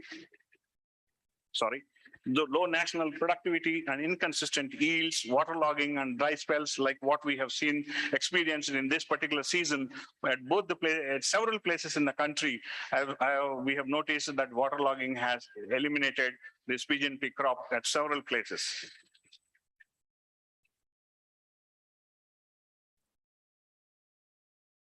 This is something which I don't have to elaborate. The root nodule will have the rhizobium. And the next thing that we must remember is that it is not only the rhizobium, there are several other microorganisms that are associated with the crop, which could be like mycorrhizal associations, including ectomycorrhizal associations and arbuscular mycorrhizal associations, several other gram-negative organisms, gram-positive organisms, and also some of the actinomycetes as well. So the factors that influence the root-associated microbiome composition, if we look at, these are the things that we have taken into consideration when we have devised our experiments, or when we have set up our questions that are going to follow now. The plant species could be an important factor that could influence the root-associated microbiome. The soil type could be an important factor. The biotic interactions could be important factors. Agricultural practices, climate, and plant diversity, all of them could be important factors. So these are the questions that my students have tried to address in the last 5-6 years, I would say. And extensive work has been carried out by especially 3 students from my lab. 2 of them are, as I said, oral presentations they have, and another student is not here in the audience, and 3 of them have done extensive work on this. There are several simple questions. They look so simple, but to analyze and to arrive at a conclusion, it took a lot of time for us. And these are the questions that I will briefly touch upon, because I don't want to hold you before lunch for a long time. I will quickly run through the slides, and that will help you to have a glimpse of what has been done and what are the major conclusions that we have drawn out of this work. And from that, we can conclude this talk. So first thing is, what is the impact of the soil type, genotype, and different growth stages on the crop? And for all purposes, these are the, when we talk, I will be mentioning about the fraction at some places about the analysis when we have done. When we talk about fractions, it could be different types of fractions from root, from the soil, from the inside of the root, all that. And likewise, genotypes we have looked at, and the soil types we have looked at, and also the plant developmental stages we have looked at. And I'm talking only about PGNP. I'm not going to talk about other things now.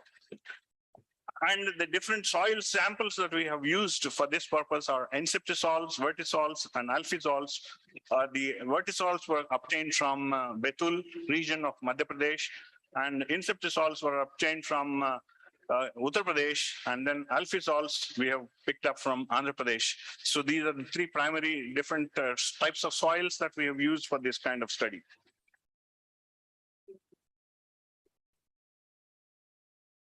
And the experimental design that has been used for this purpose is highlighted here, where the different soil types and different genotypes. We have 3 different genotypes, like Asha genotype, something called Mannem Konda Kandi, that is a Telugu name, MKK genotype. And then there is a Durga genotype, which is also a commercially available genotype. And where we looked at the vegetative stage, and also at the flowering stage, and we looked at the bulk soils, rhizosphere soils, rhizoplane soil, endosphere soils, and we also have compared them with the pre-sowing soil samples for each soil type, and that was also used as a control.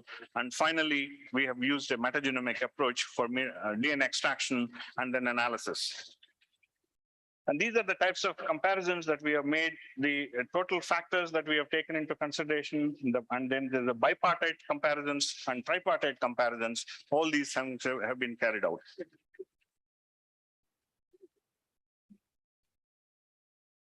And the differences between the fractions have been highlighted.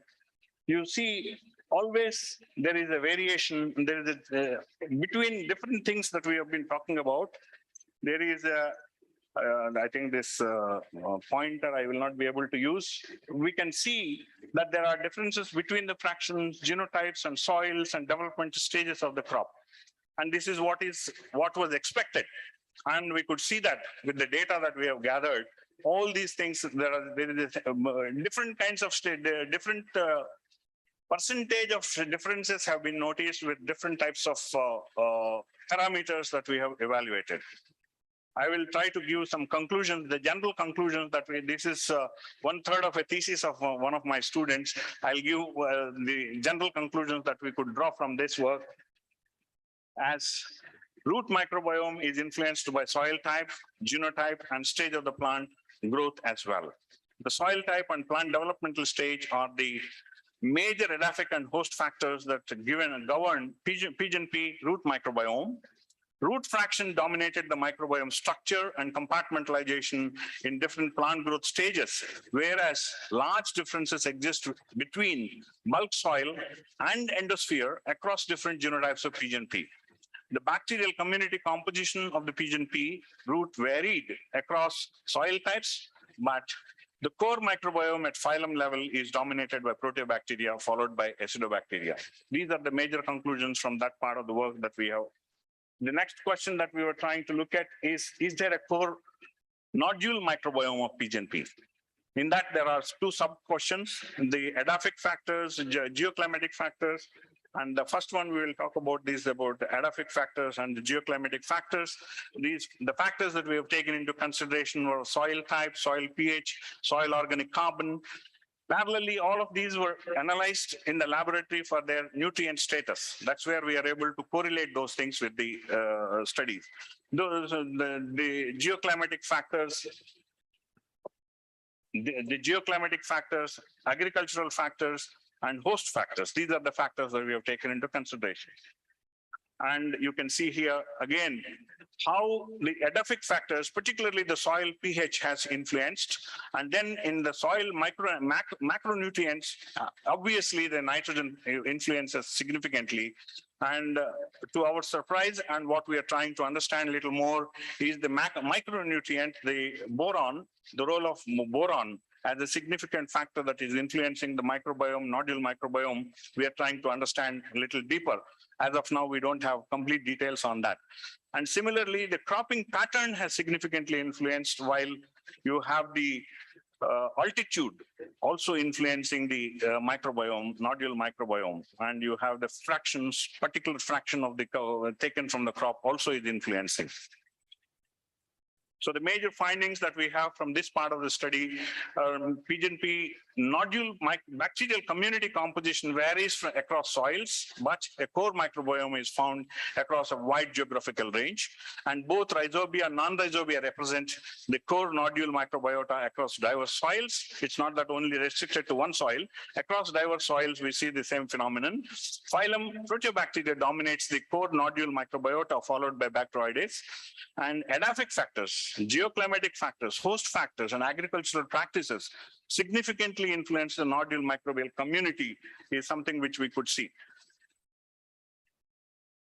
Okay.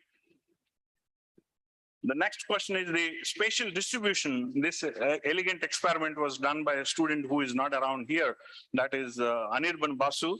And the spatial distribution of the nodule microbiota, does it vary across the P genotypes is the question that he tried to address.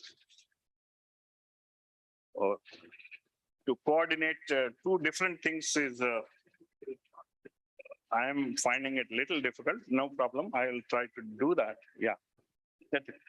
For this, the experimental layout that he has used is the primary root nodules, tertiary root nodules, secondary root nodules. All of them have been taken into consideration. And the genotypes, same three genotypes he has used, the Asha, Durga, and Mangtubke. And the experiment was carried out in soil type.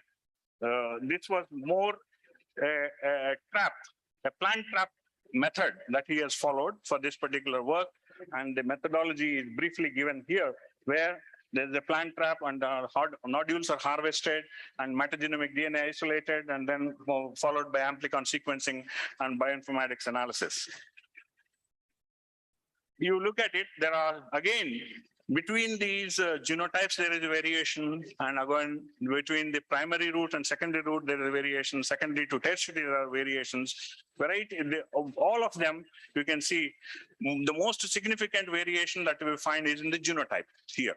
The genotype gives the most significant one, followed by the fraction, and then the least one with the compartment of it. So the findings from this are that the plant genotype exerts the most significant influence on the nodule microbial community, followed by plant fraction and location of nodule on the root. Nodule microbial communities vary spatially along the roots of the same plant and also across the genotypes. Phylum Proteobacteria dominates, and both rhizobia and non-rhizobia represent the core nodule microbiota. Is there a core microbiome of the seeds? This is the next question that we have looked at.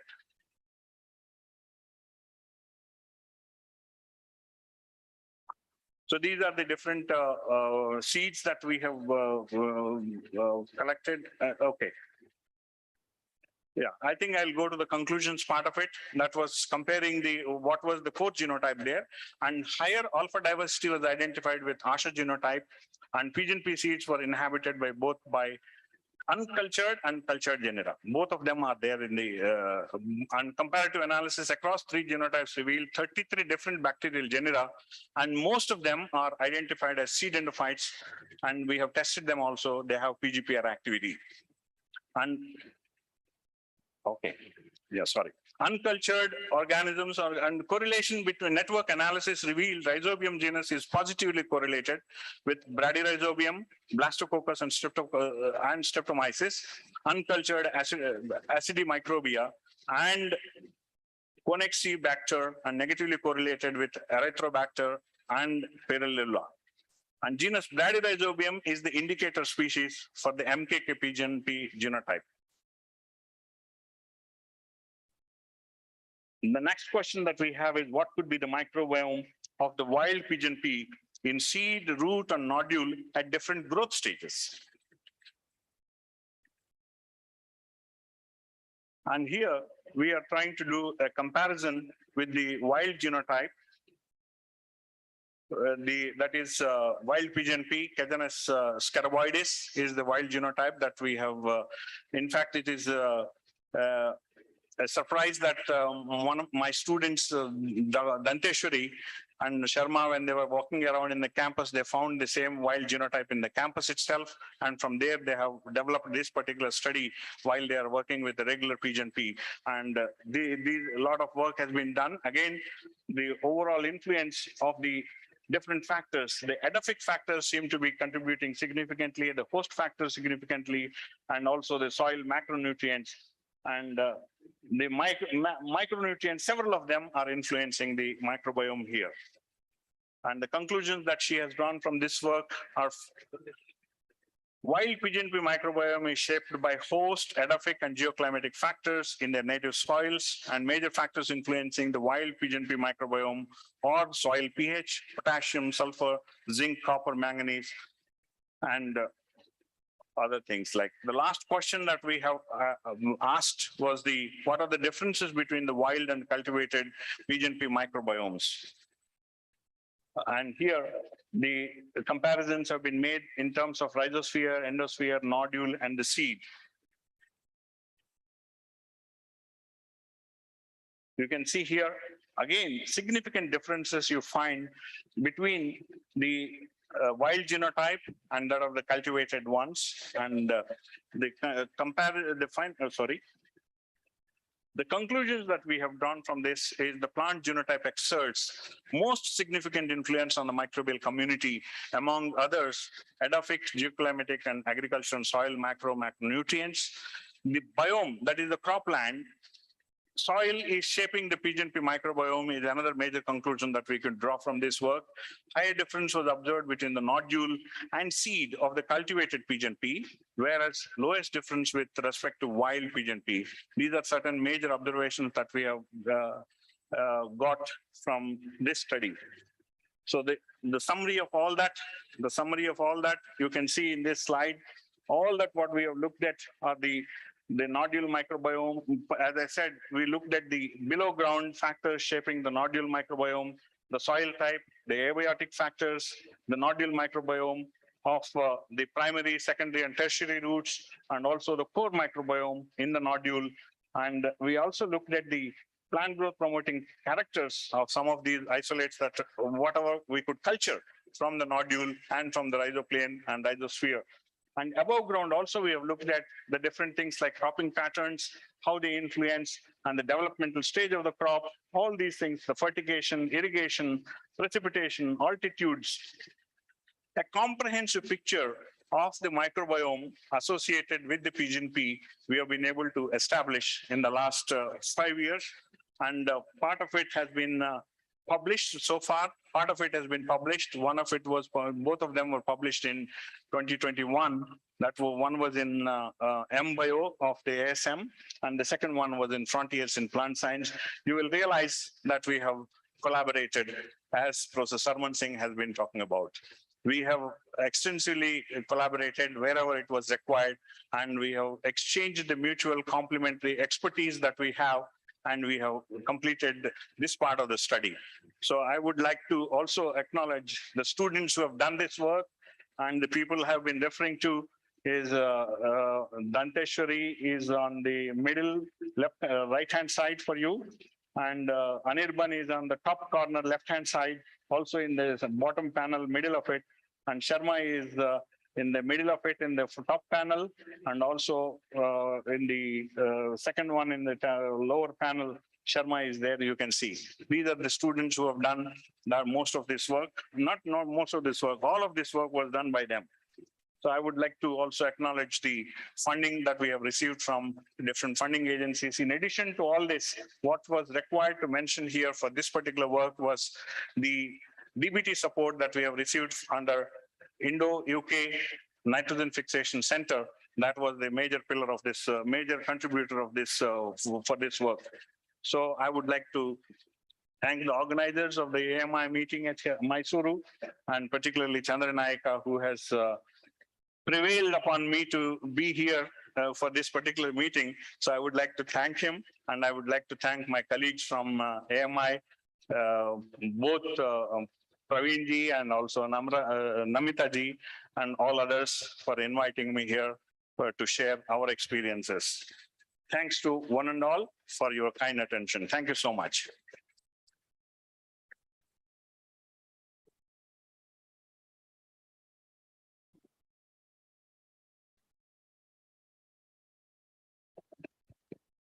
Thank you, Professor Appara Podile, sir. And I request again the chair persons and the co-chair, Dr. Manjunath, to do the honors for Dr. Appara Podile. Thank you.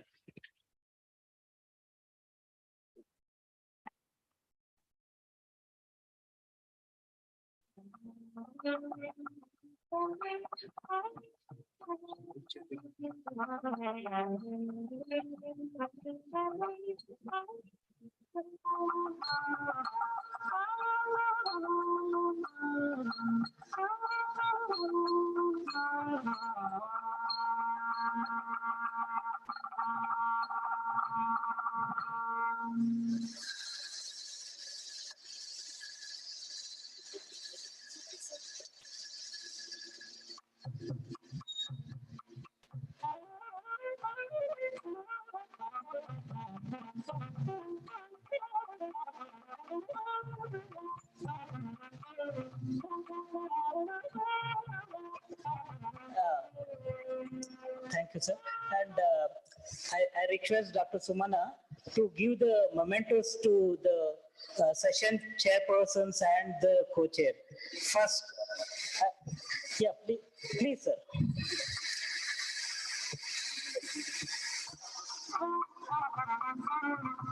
Thank you for conducting this session, sir. First, to Dr. Prakash M. Halami, sir.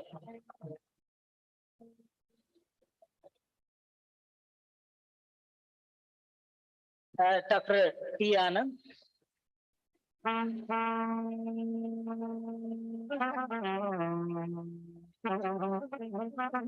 To Dr. T. Anand.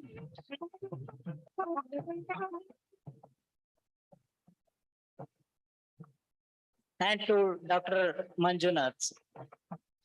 Thank you. Yeah, from the organizers, and I thank all the keynote speaker, plenary speaker, as well as the chairpersons and the co-chair. And I thank all the delegates for presenting here. I request the delegates to please move to the food court for the lunch. And actually, one of the session has already started in the Vignan Bhavana. So, yeah, thank you all. Thank you all for the presentation.